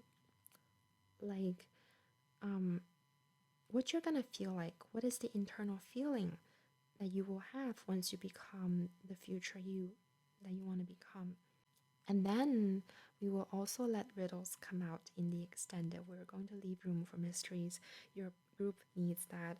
So, yeah, this is all the messages from the first part of the reading. And thank you so much for tuning in and supporting my channel. I know I'm a new YouTuber and tarot reader here, but please keep supporting me. I do plan on uploading regularly as well as having many different types of content to come in the future, like music and possibly yoga classes because I'm also a certified yoga teacher. I've been doing private lessons, but I'm thinking of, like you, doing something different and opening up my life in a different way. So I want to close this reading by reminding you that you have so much skill, so much ability and light within you. The light in me sees and supports light in you. And I hope to see you in the extended or my next video. Bye! Hi, Group 4, welcome to your reading. So, we are going to be pulling 3 tarot cards for your current energy, and then 3 additional cards that's going to represent the future you that you're turning into. From there, we will look at how we can bridge the gap between the present and the future. Oh, one card already came out. First card for your current energy, we have Justice. In this card, it says Adjustment. And the second card is the Queen of Cups. So much blue energy. Blue and green. Like your heart chakra and throat chakra could be quite active and dominant recently, which is a beautiful thing. Okay, waiting for that third card to come out.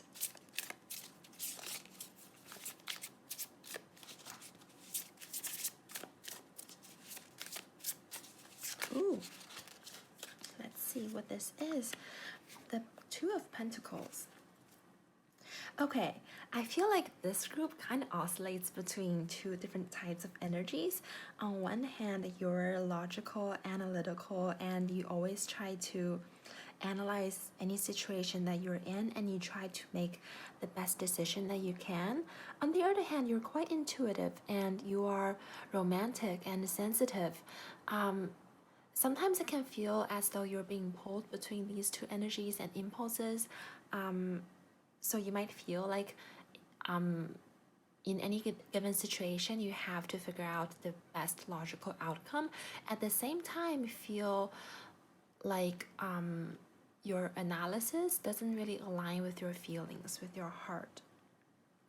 Like as an example, if anyone's thinking of going to like grad school, like law school, just as an example, like part of you would be saying that, okay, it's a reasonable thing for me to do because it offers me this and that opportunities in the future, and it's also something I can do based on my resources. However, it is a risk that I have to take financially. So you might make a logical decision. At the same time, you feel like, well, I don't know if I really want to commit myself to this path for the foreseeable future. Like maybe it just seems good on paper. It's almost like you have to persuade yourself into doing something that you think is the right thing to do. It can feel like that sometimes.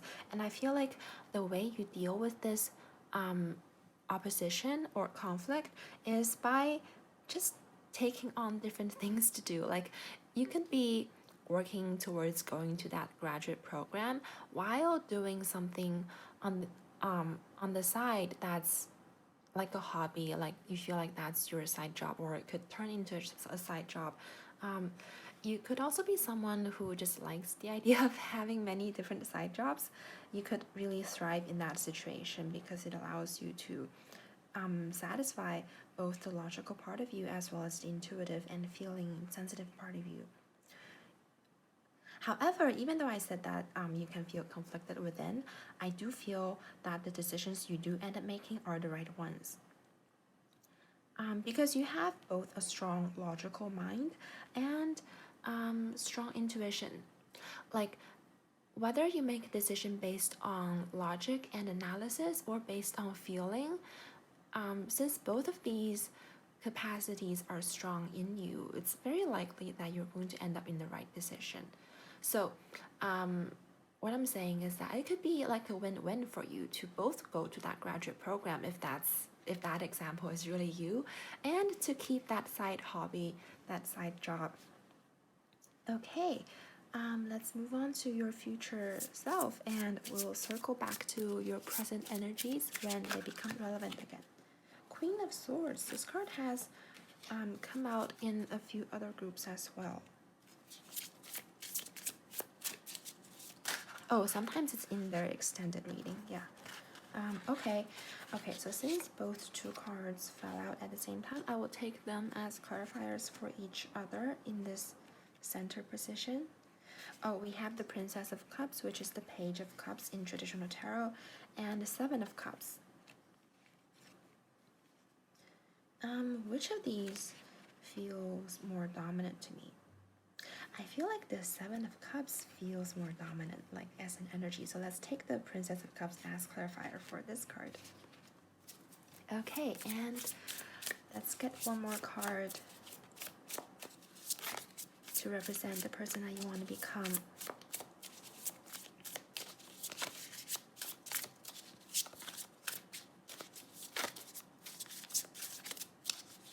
Your last cards are taking a while. Oh, oops.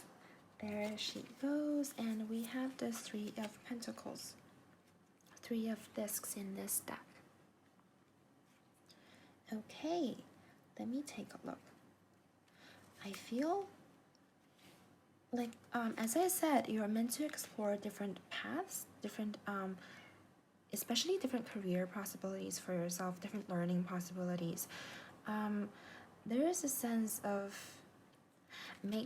creating order out of a perhaps chaotic feeling mind. Like if you feel like you're indecisive, you have many different ideas you want to pursue and it can feel chaotic sometimes, you're meant to make order out of it. You're meant to make sense out of it. You're meant to make actual creative projects out of it. And in the Queen of Swords, underneath the Adjustment card, the Adjustment or the Justice card, I think you are also meant to bring together both the logical analytical side and the intuitive side into this feeling that's collected, that's serene within, and like she just the Queen of Swords has that feeling of she knows what she's doing and she doesn't have to broadcast her opinions. She's very secure in her inner knowing. That's both logical and intuitive.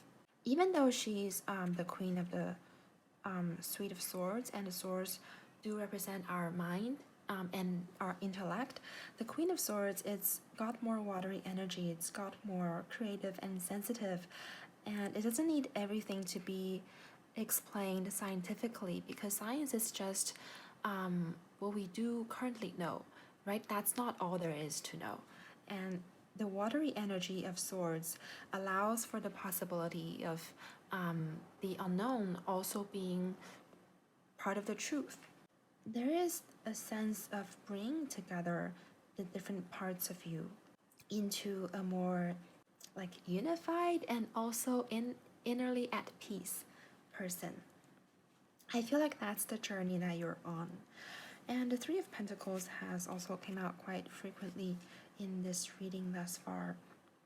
There are tangible things, tangible projects to work on, finishing projects especially. Oh, and also I heard that if you put yourself in work or creative situations where you collaborate with different types of people, people who specialize in different subjects, that can help you accept the different parts of you as well. That can help accept and broaden the many different talents that you have. Yes.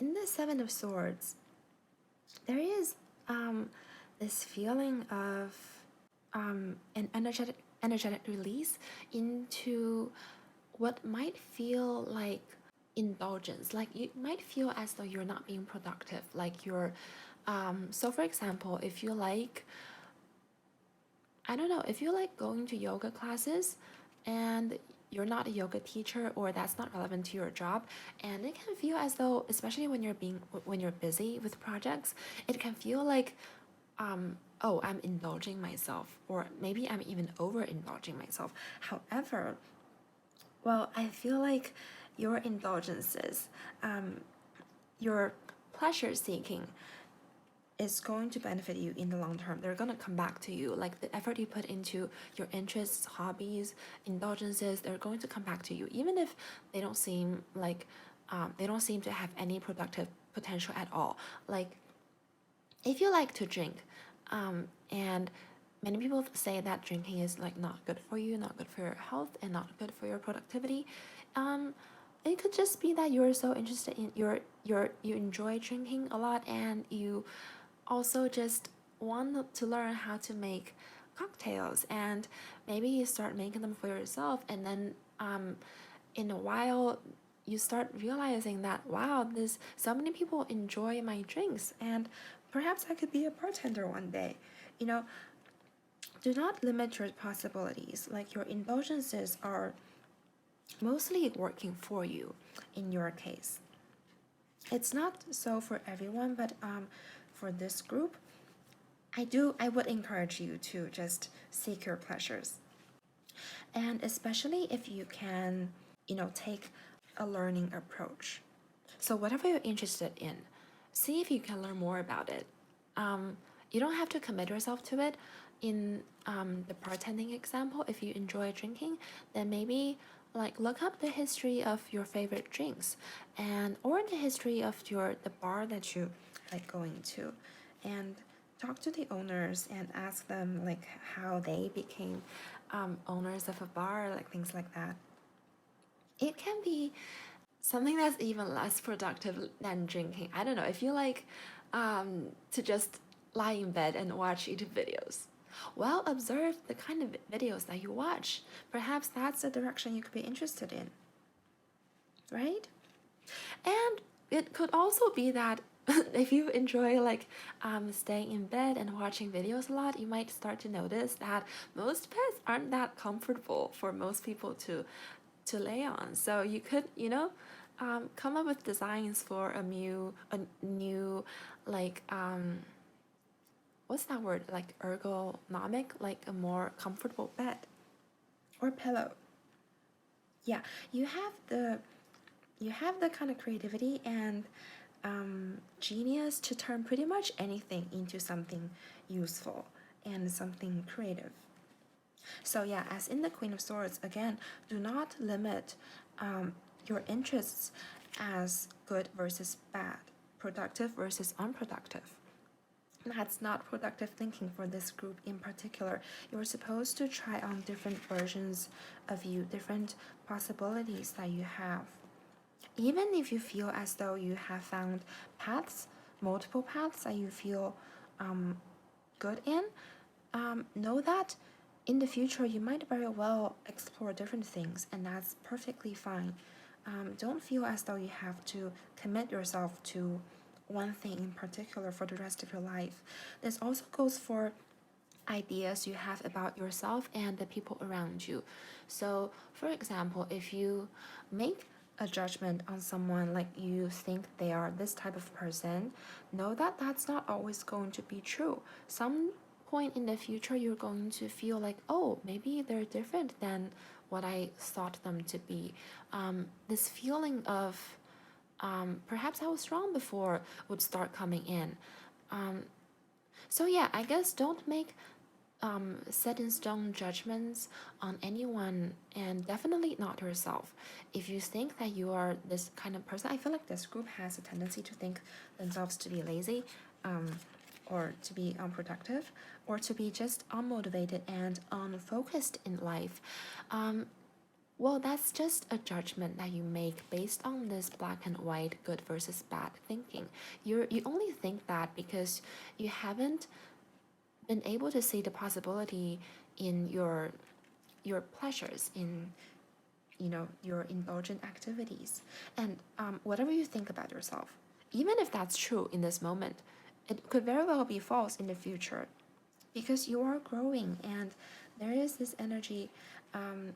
Your group's transformation feels slow and steady.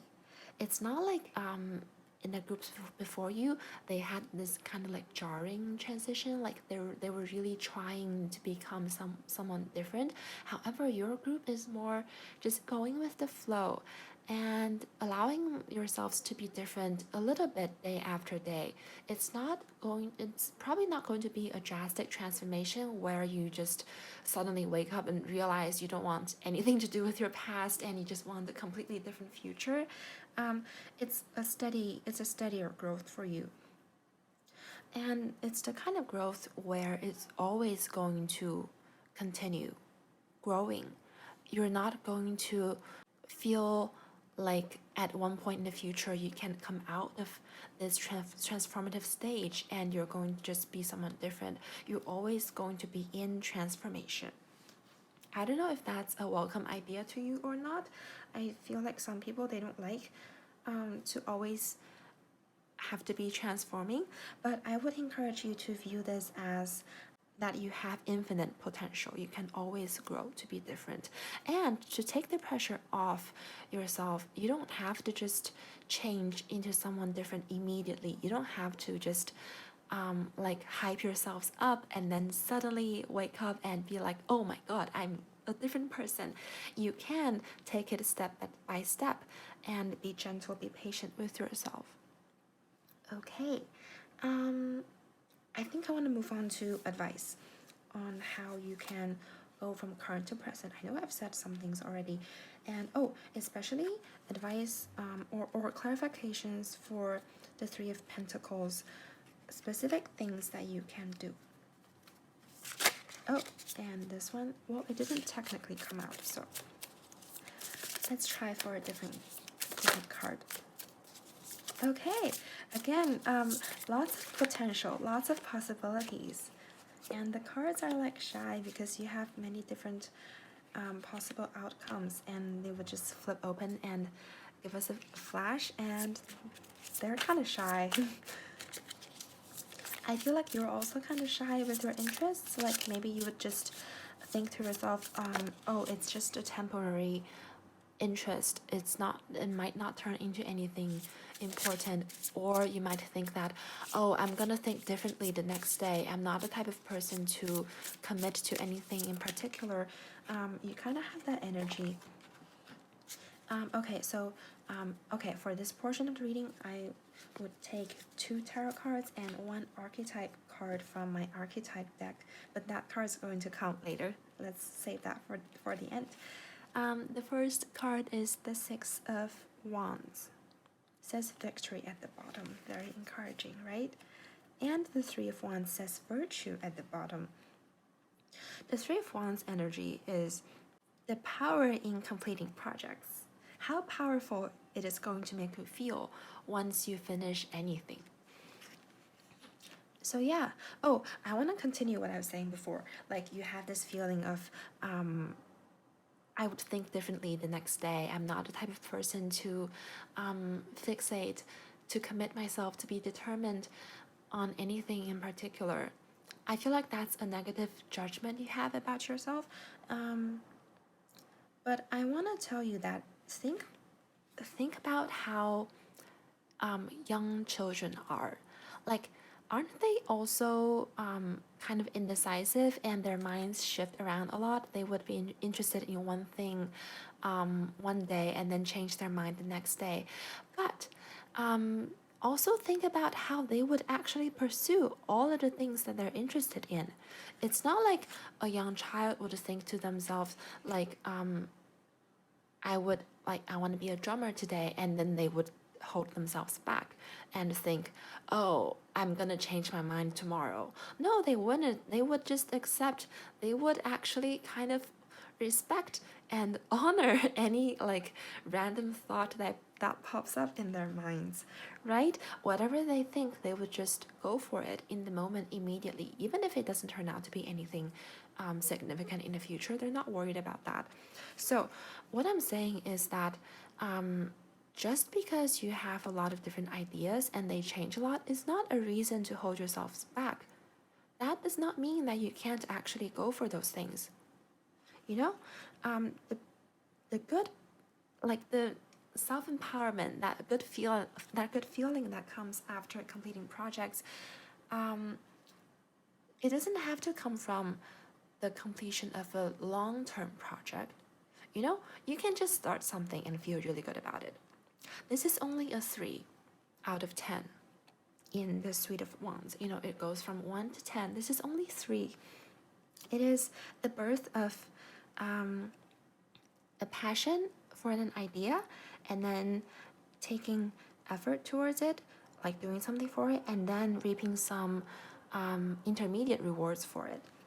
Yeah, you don't have to wait until it's the Ten of Wands, which is actually in tarot, that card usually has some negative feelings with it, like you've overburdened yourself. So what I'm saying is that don't, I guess, to practice gratitude for all of the ideas you have, all of the different ways that you can approach something, and the different ways of thinking that you are capable of.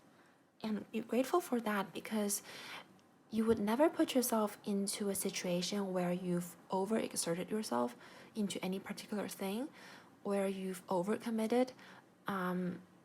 Yeah, I guess it's important to be grateful for being someone who would never fixate themselves.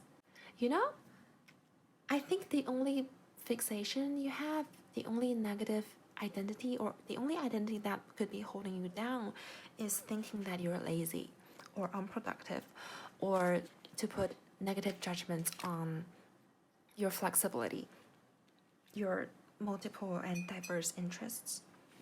In the Six of Wands, oh, again, it's that feeling that I have, like if you find a group of people who are as diverse as the interests that you have within, you're going to feel really supported in that environment.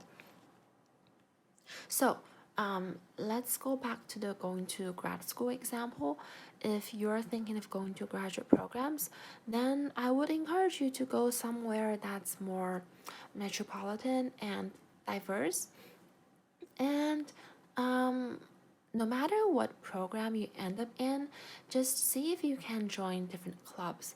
Don't only do things that you think are productive for, you know, the career path. Like, do something that's completely irrelevant to it. For example, I went to law school. Can you believe that? I went to law school for a year and then realized it wasn't for me. But in law school, there were these law review clubs, not like law review as in law journals, but law review, it's like a musical club. They put on musical shows and concerts. So yeah, it doesn't matter where you end up in terms of career. You can always find people who have different interests. Yeah, and my advice would be to make friends with them. Or if you're not going to grad school, if that's not what's on your mind, just branching out socially can help you a lot. Ooh, I'm feeling like for a lot of you, there's a possibility of taking leadership position in a very multidisciplinary project that you initiate. It's a brand new idea that you create, that you put into the world, and it kind of combines many different interests that you have. And for each of your interests, you find someone who is, oh, sorry, that was my straw. You find someone who has expertise in that field. So it's like you create this group of diverse, interesting, multi talented people for yourself. It's like you create this social circle for yourself that's going to support you, that's going to make you understand the value in having so many interests that you do have. Okay, let us move on to your archetype card. This deck is really interesting. I always get so much insight from pulling these cards. However, they are massive and difficult to shuffle. The womb. Wow. You are like the person birthing ideas. You can contain so many ideas within you, so many possibilities. I do think you are still in the stage of the womb. You don't feel ready to put them out in the world. I think there are still quite a bit of lingering negative self-beliefs regarding your productivity. That feeling that I'm lazy, that maybe that has really stuck with you since an early age. It's I don't think it's that you're actually lazy, that you don't do anything. It's just beliefs that people have put into your mind by comparing you to seemingly busy, seemingly productive people who seem to like have it together. It's a belief you have about yourself that has come through comparison to others, who you really don't need to compare yourselves to. You know, like they are really different from you and they're on different paths. So, like if I was talking to those people, I would not advise them to indulge in their pleasures. You know, they are on different paths and they're building towards different things. Yeah, and they have different talents and different weaknesses than what you have. So it's important to honor your strengths and talents. I know it's easier said than done to just let go of your negative self beliefs. I think the first step really starts with realizing, understanding that they do not come from you. They're not an inherent judgment on you, they only come from the outside. And it's possible that you feel like it's possible that you've identified with them through inner repetition. And that is, I think that's very unfortunate because you're not at fault for that. It's repetitions start when we were young, right? And a lot of times we just put trust in adults. Of course, we do have to trust them to learn about how to survive in this world. They do offer us a lot of knowledge. However, not everything they say is correct. Your journey starts with understanding that the judgment that you're lazy comes from the outside. Know that that's not you. That belief is not you. Did not come from you. For a lot of us, recognizing the part that we have played in the repetition of our negative self-image also is very empowering, because if we are responsible for the repetition of something negative, we are also responsible for the repetition of something positive. Yeah, it's not casting blame on you, like you've identified with what other people have said about you that's holding you back. It's not anything like that at all. By recognizing that we have played some role in who we have become up to this point, we also allow ourselves the possibility of initiating change and voluntarily changing ourselves. Like from this moment on, you don't have to wait for people to tell you that you are productive, that your talents are meaningful, all of them. As soon as you realize that that your identities come from inner repetition, you can just start doing that for yourself. Just like every day, every morning, wake up to this thought that that my talents are valuable, my thoughts are valuable, my interests are valuable. And whatever you do in the day, like whatever you do throughout the day, it doesn't have to be the conventionally productive tasks. Like, say you make coffee for yourself in the morning and you make yourself a drink at night. Just say to yourself, affirm to yourself that this is meaningful to me, this is valuable to me, and it can be valuable to other people as well. Allow yourself to do those seemingly unproductive things. There was another message that popped up in my head when I saw this card. Oh, I don't think I can remember it on my own, so I'm gonna need some help from tarot. I'm just going to pull a card to help me remember. Please give me a card to remind me what I was thinking. We have the Four of Wands, completion. Again, very important for this group to actually birth your projects. You don't have to nurture it and see it go to college, but just give birth to it. That's all that you have to do for now. Just start. And by starting, I mean getting an actual tangible outcome from it. So it's not enough for you to just plan it on paper. It's not enough for you to just tell it to friends. You have to put in some actual effort and get an actual outcome. Oh, I'm hearing for some of you, if you're thinking of applying to programs, even if you have doubts about it, do it anyway. You will know better once you get the results. Yeah, for this group, it's important to get some outside response from your endeavors and your interests, no matter if it's positive or negative. Because I think the biggest hurdle you have is this sense that you're unproductive, and this belief has really held you back from exploring your interests to your full ability. It is very possible that you feel like nothing you're interested in has turned into anything meaningful. It could just be that you haven't put in your full effort because you keep doubting yourself. Like every effort you think about making, you also think to yourself, it's not going to last. Like, how are you going to tap into your full potential if that's what you're thinking as you are, going after your interests, right?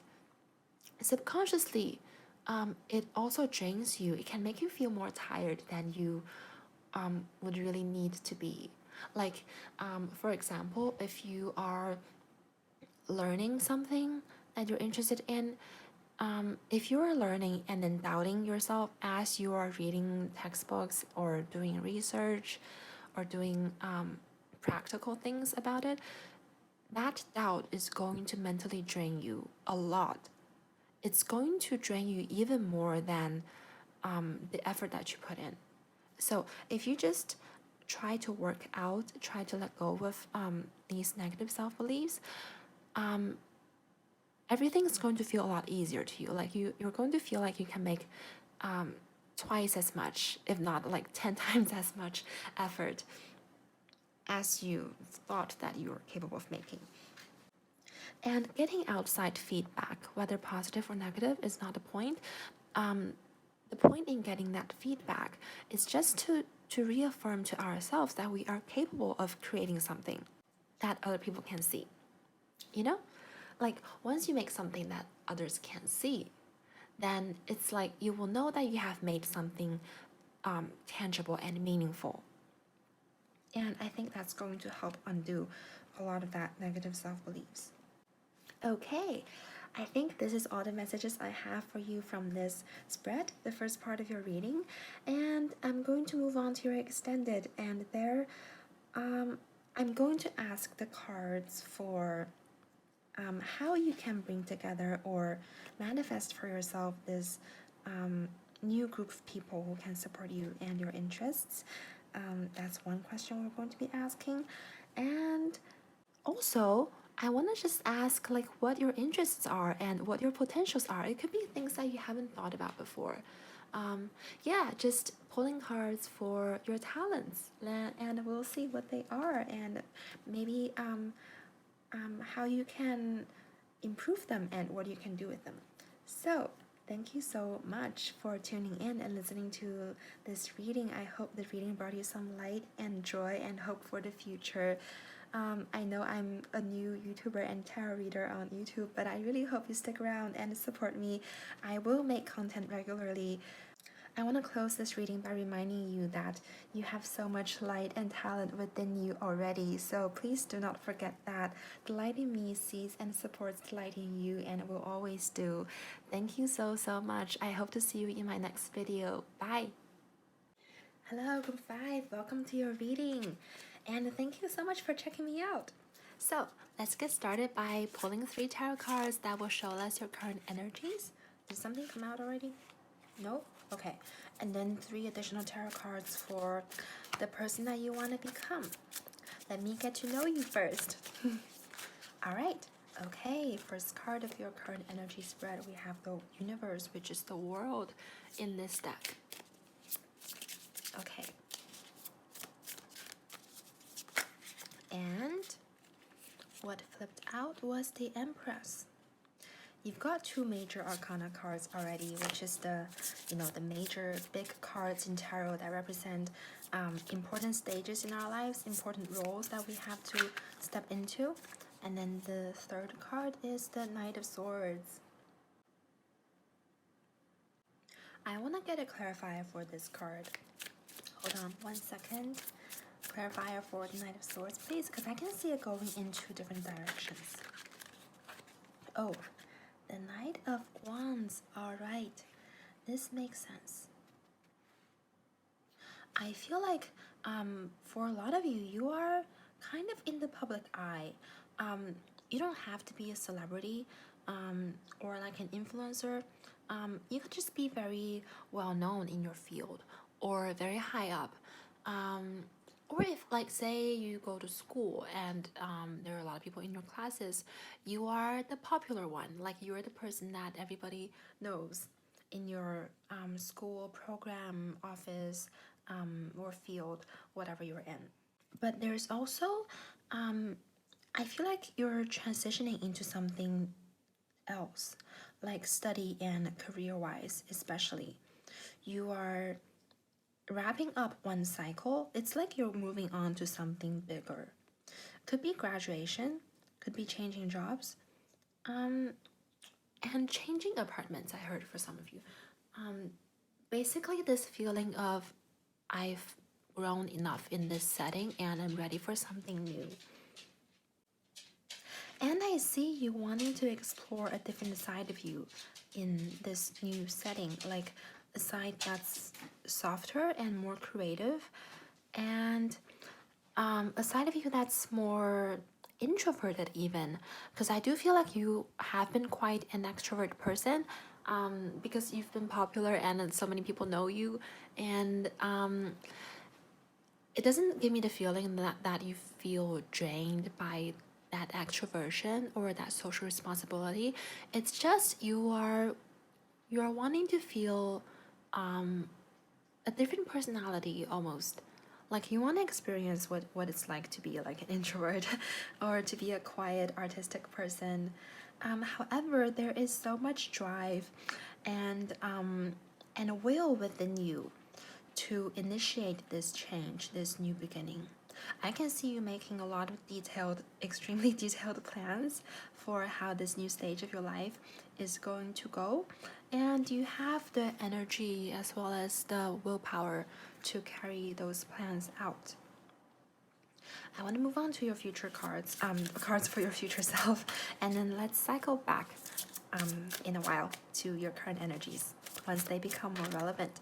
Okay, I guess I will take this card actually. Oh, I'll take both of them, I guess. I'll ask clarifiers for each other. You have the Six of Cups and the Eight of Wands. And is your second card, the Princess of Wands, which in this deck is the Page of Wands. Just this card is enough. And final card, please. Two of Pentacles.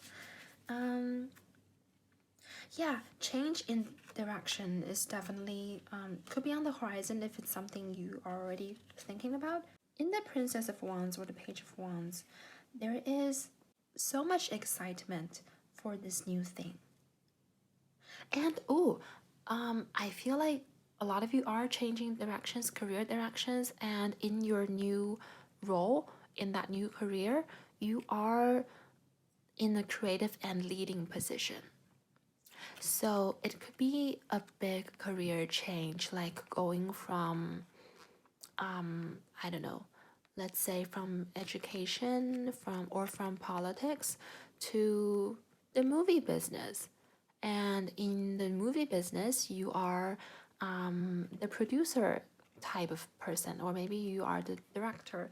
You know, it's like that kind of massive career shift where you get to step into a more creative and vocal and leading role. Something about your voice is coming out here. Like you could be giving a lot of stage directions, or in the film example, or just giving directions, giving speeches in particular for quite a few of you. This is something, it's probably something that you have wanted to do since an early age. If not, it's something that gives you that feeling of renewal, of youth, of youthful excitement. Hold on, let me make sure my camera is set straight. It was tilting to the side a little bit. All right, I guess this is good. Yeah, okay. And it's like a younger version of you is wanting to come out. Perhaps think back to the kind of person you were when you were a little child, and it's about giving voice to that part of you. You could have been a somewhat more introverted or thoughtful person than you currently are. Not that you aren't thoughtful, it's just that perhaps the younger version of you were more quiet, or perhaps even like the brooding type of child for some of you. But you've learned to be social. You've learned to make yourself seen in a social environment as you grew up, and that's really cool. That's a big lesson that you've mastered. However, as you enter into this new stage of your life, I feel like this younger self is demanding to be heard, and it has so much promise for so much joy. Yeah, I feel like you will be able to explore leadership in a different way. Like I do feel like this group has been the leader in many situations. Like you're popular, you're seen, you're heard. People value your opinions, especially in groups.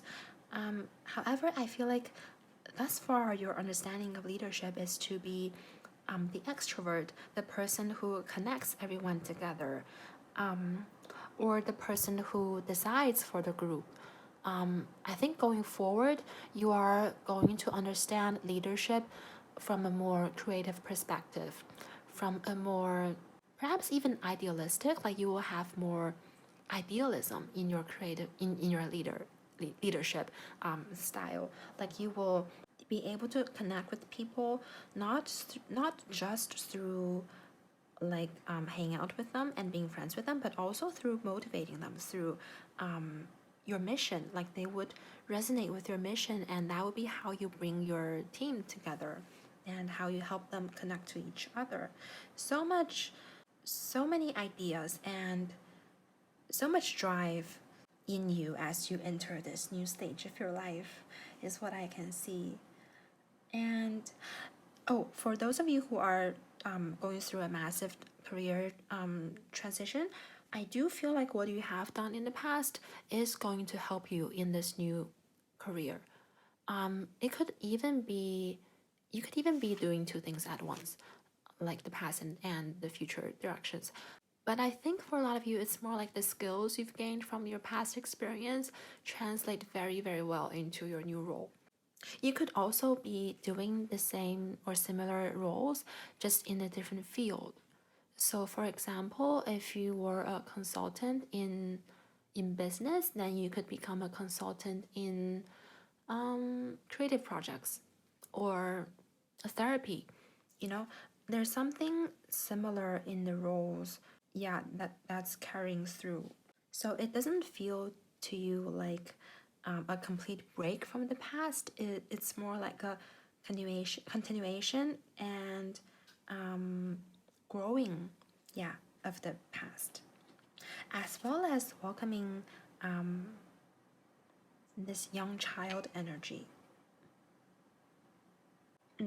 Yeah, I feel like for this group, the person you want to become, the transformation that you're going through is less about inner transformation than it's about, external transformation, going into a different stage of your life. Like, to be honest, this group doesn't have like, at least not at this point, you don't really have that much inner stuff to work through. And congratulations, I feel like it's probably because you have done that inner healing transformation in the past, and now you are secure in who you are as a person, in your identities, and you're just ready to take it to the next level. Let me move on to how you can prepare for this new stage of your life fully, and how you can just, step into this new exciting adventure. Let's take 2 tarot cards. I know I always say like a certain number of cards, and then it's more than that. But yeah, I've been starting with 2 cards for all of the groups thus far, and then we will add an archetype oracle card at the end of the reading. Okay. Sorry, the cards are a little bit messy because it is a cramped space that we're in. Okay, you've got the 10 of Swords as the first of your advice cards. Let me get another one.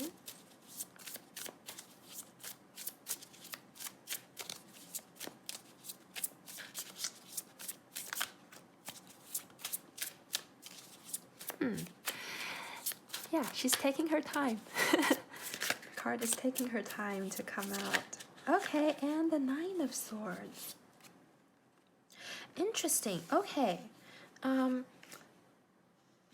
As you close up the chapter of your life that you have been in and entering into a new chapter, there is also beliefs, ideas, opinions that you've seen the limits of.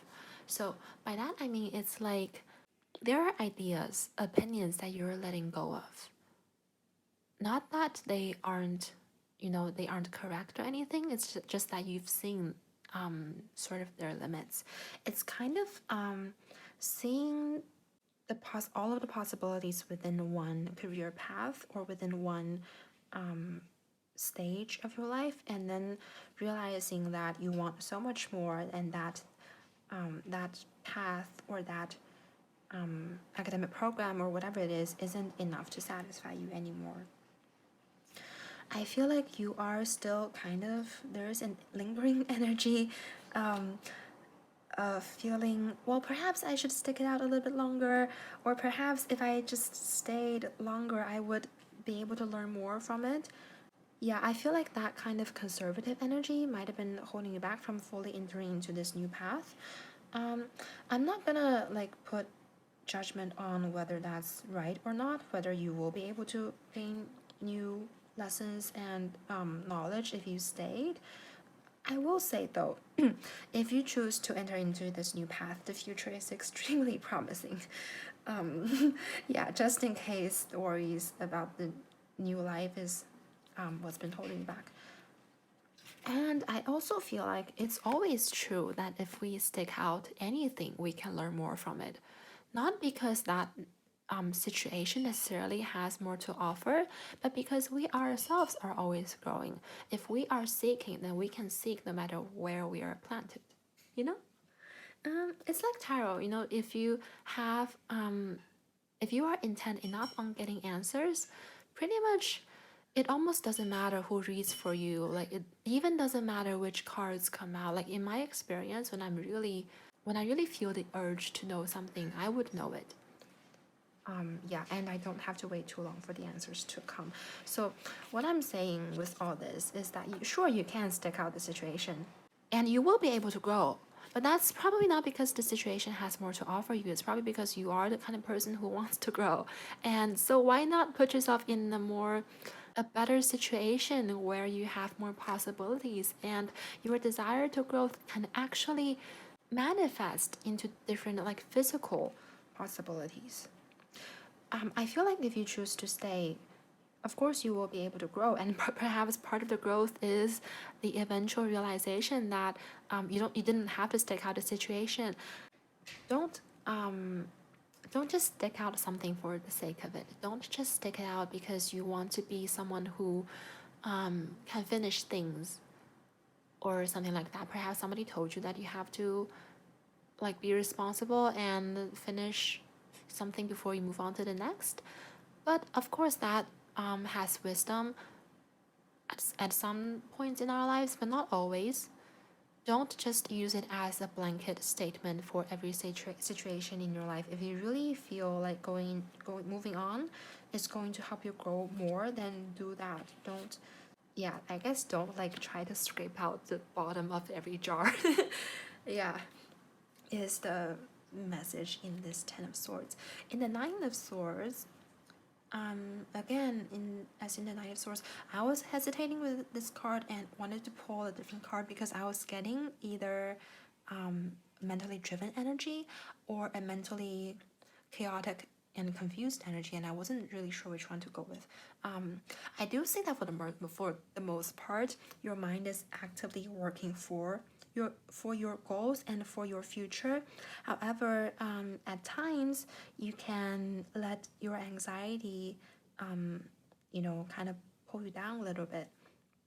And your anxiety, I feel, comes from conflicting thoughts. There is something I like to say to close friends that not that I don't have anxiety, but it's like helpful when yeah, it's easier for me to see the correct answer for someone else's question than it is to see the answers to my own questions. So I like to tell my friends that worries or anxieties are never, ever, ever useful in any situation. They're usually signs of indecision, especially indecision when you can make decisions. So I want to maybe think of an example that's more applicable to your group than the examples I would just normally give to people. I guess say you're considering changing directions. Say you are the person who's moving from political consulting to movie business, and you are thinking of all the ways this decision could be good for you and all the ways it can be bad for you, and you're kind of stuck feeling, well, I don't really know. I don't have enough information to tell me which way I should go. In that case, well, that's indecision, right? That's anxiety coming out of indecision. So the solution is really very simple. You need more information, so go gather information. And sometimes the best way to know is to try the thing out.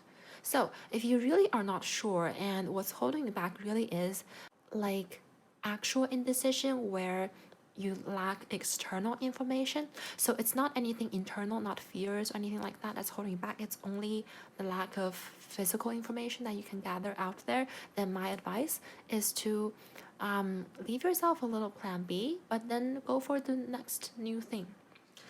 Yeah, the plan B can be just leaving your work or the current situation on a pleasant note with everybody, so that you can go back or at least have good references in the future. Yeah, and if you really lack information, then know that that's not, a really that's not a good reason to make yourself anxious, is what I wanted to say. If all that you lack is information, then get it or find ways to get it. Yeah. Just think about it this way. Each additional second you spend being anxious is a second that you could have used to, gather information to do new things. I know it could sound harsh to some people because anxiety is really difficult to work through, and I would never give this advice to just anyone, but I feel you are ready to hear that because you are already pretty secure within your identity. Yeah, you're not overly troubled by anxiety, even though I feel like some of you do have it. You are not stuck in your anxiety either. You already have some distance, yeah, in front of you and your anxious mind, because this new adventure has already put so much drive, so much excitement within you, so that even if you have worries, it's pretty difficult for them to really bring you down. Okay, yeah, I feel like for this group, what's holding you back is just a little bit of worrying, a little bit of. It's like it's not so much that you're not excited for the new future, it's that you are afraid of losing what you have had up to this point. It's like there's something in your past or current situation that you do value, that you would likely miss, or you would feel like you would miss out on it once you move on. But this could be maybe an idea some of you can explore. Find ways to bring whatever you're gonna miss from your past or current situation into the new one. So this could be, as I said before, finding a similar role in the new career path, or it can just be bringing people along with you. I'm not telling you that you should steal like clients from your current work, but if that's something that you feel like doing, then go for it. I'm not like technically giving you advice. That's to do that. That's all.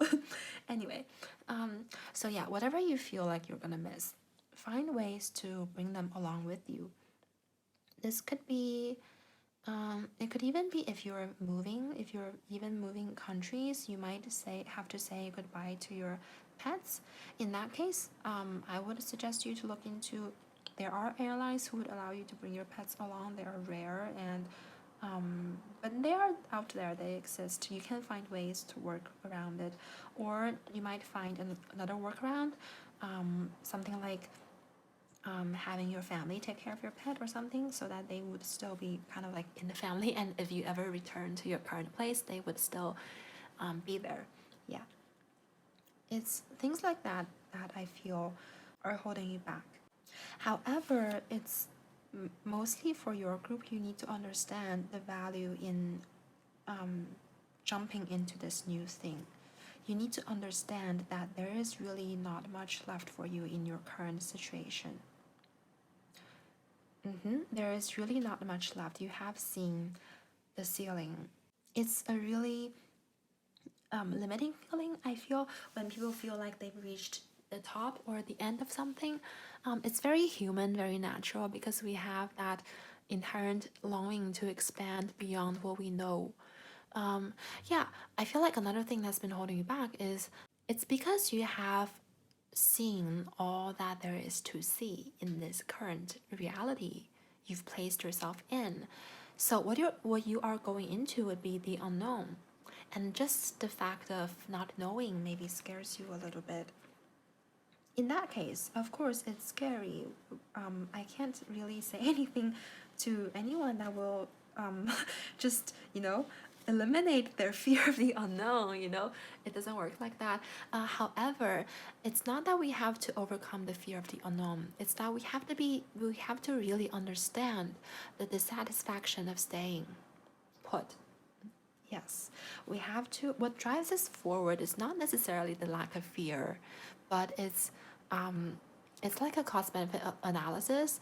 You feel excited for something unknown, but you also fear it, and if you choose to stay, the cost would be so much bigger because you would just be stuck in something you've already gotten pretty much everything out of.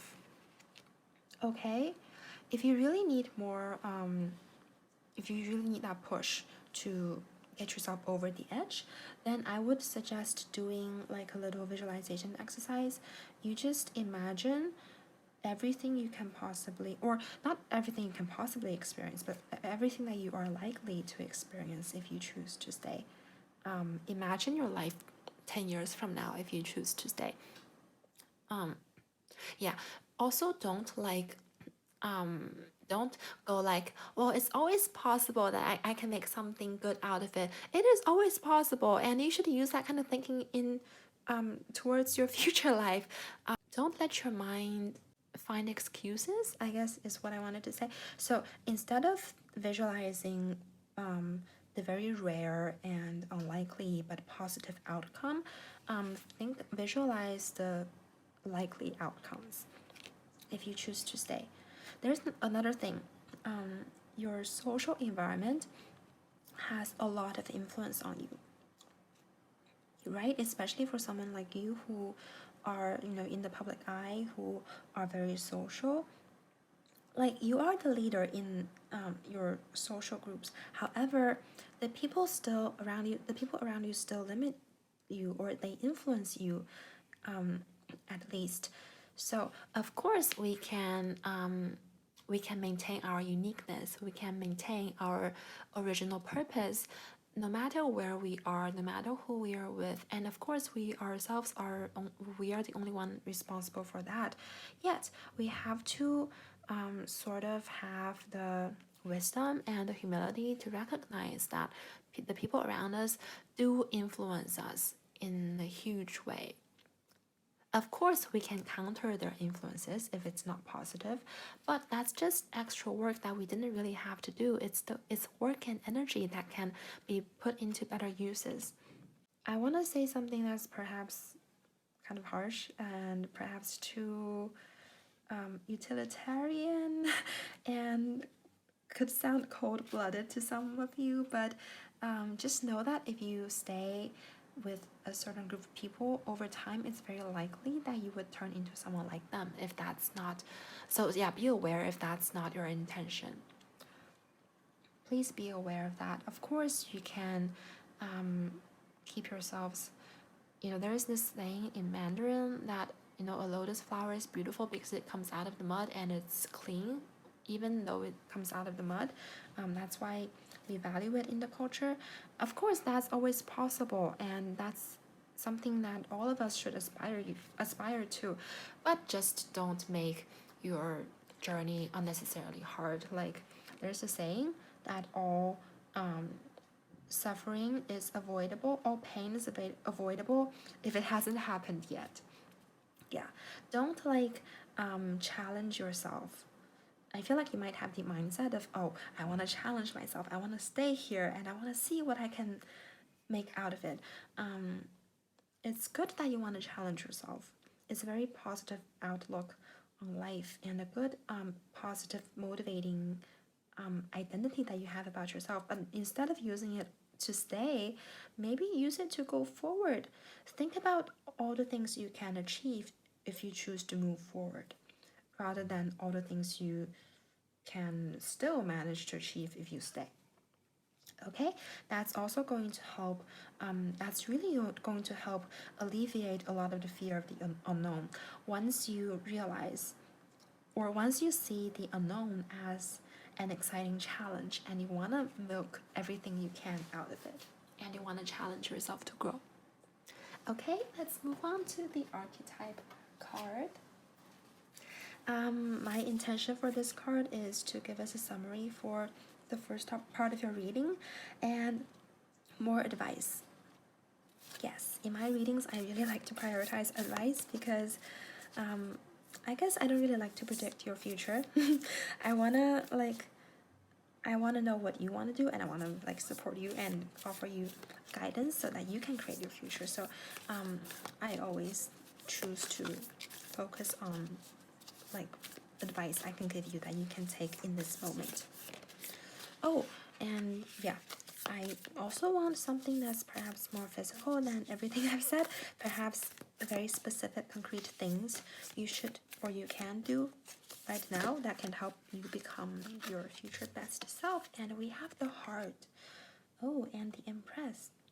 I feel like I did not address this card enough earlier on in the reading. The Empress card.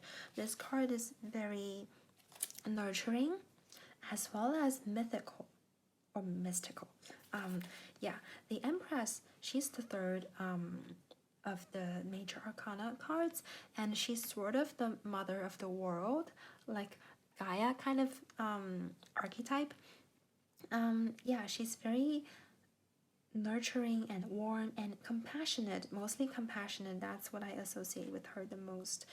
I feel like, I want to say more about that feeling that you want to become a more introverted, quiet person. It's not that you want to just like be a hermit. It's not like you want to shut yourself away from the world, but it's more like you want to have a stronger sense of self. So rather than feeling like you're always active and out there in the world with people, I feel like the future you that you want to become is more centered. And rather than, so the feeling is not so much, oh, I'm going out into the world and I'm meeting people, but I'm staying exactly where I am. I am centered, and my centeredness brings everybody in. So it's not necessarily that you have to like cut out friends or anything, or like be in a smaller social circle. It's just the feeling, the inner feeling is perhaps more towards the introvert spectrum. And there's a feeling of welcoming in new people, welcoming in diverse people. And I feel like for those of you who are currently single, big possibility of, having an important love of your life. I don't want to say like the love of your life, because that's not true. We can always find new loves. We are always capable of loving more people, but an important person is coming in. Even if you are in a relationship and you're satisfied, it could be someone you partner with, like a coworker, mentor, boss, kind of person that you feel like they really know you, like you can invite them into your heart. You have the space for them. Yes, that's what I wanted to say. Yeah, and whatever new thing you're doing, I feel like you are bringing in even more people. Like I already said, you're in the public eye, and I think you might just get a little bit more public after this transformation. In case you are a celebrity, you are going to be even more famous. And if you're not, it's just, or you will be working with a larger group of people. And your leadership style, as I said, is going to change into one that is more embracing, creative, that's more perhaps even emotional, like you're using emotion to motivate people, you are using your purpose to resonate with people. It's that kind of feeling. I could also see you putting more effort into your self-image, like getting ready in the morning. You might also be like upgrading your wardrobe, your accessory items, or just your living situation. Like you could be, be in a position to be comfortable spending more money on those, self-image management things. Yeah, that's beautiful. To be honest, since I did finish recording the other groups, your group has like, I don't want to say easiest because it's always like difficult as you transition into a new stage of your life and you have so many things to work through. But your group has a really light and ready energy. Like this group is pretty much ready to just fall into the next step of their life, even though I see that you have some lingering doubts. Your doubts are more about practical things than self-limitations. Yeah, that's beautiful. You are very ready to become this more creative and embracing and nurturing leader and be influencing even more people than you currently do. That's all of the messages I have for you from the first part of your reading. Thank you so much for tuning in. I'm going to move on to your extended. In your extended reading, I want to let's see. What are some things that I felt were maybe a little bit not as clear? I do want to address this feeling of I need more information. I want to give you advice on where you can look, perhaps, or just things you should think about. Things you should think about that will guide your decision and help prepare you to start this new stage of your life on a very sure footing. That's something that we are going to be looking at. And I also want to look at this new leadership style that you will embrace and step into. I want to see how you can cultivate it in your everyday life starting from this moment. And I just want to like get more information on the person that you want to become, this new leader that you are going to become, this new like famous public figure who can influence so many people. Yeah, so in your extended, to summarize, we are going to be looking at information you should be looking at, what you should be considering as you prepare for this new stage of your life, and how you will be leading and influencing people, and how you can prepare and practice that in everyday life, starting from the smallest things to the biggest things, which is, leading people. All right. Thank you so much for tuning in. I know I'm only beginning. On YouTube, I'm like a new tarot reader, but please stick around and support me. I am entering into a new stage of my life, and I am so ready for it, and I will upload regularly. So please know that you won't be disappointed if you subscribe. Yeah, and I like to close my readings by saying thank you. Know that you have so much light and creativity and the ability to influence others within you. The light in me sees and supports the light in you and will always do. I hope to see you in the extended or in my next video. Bye!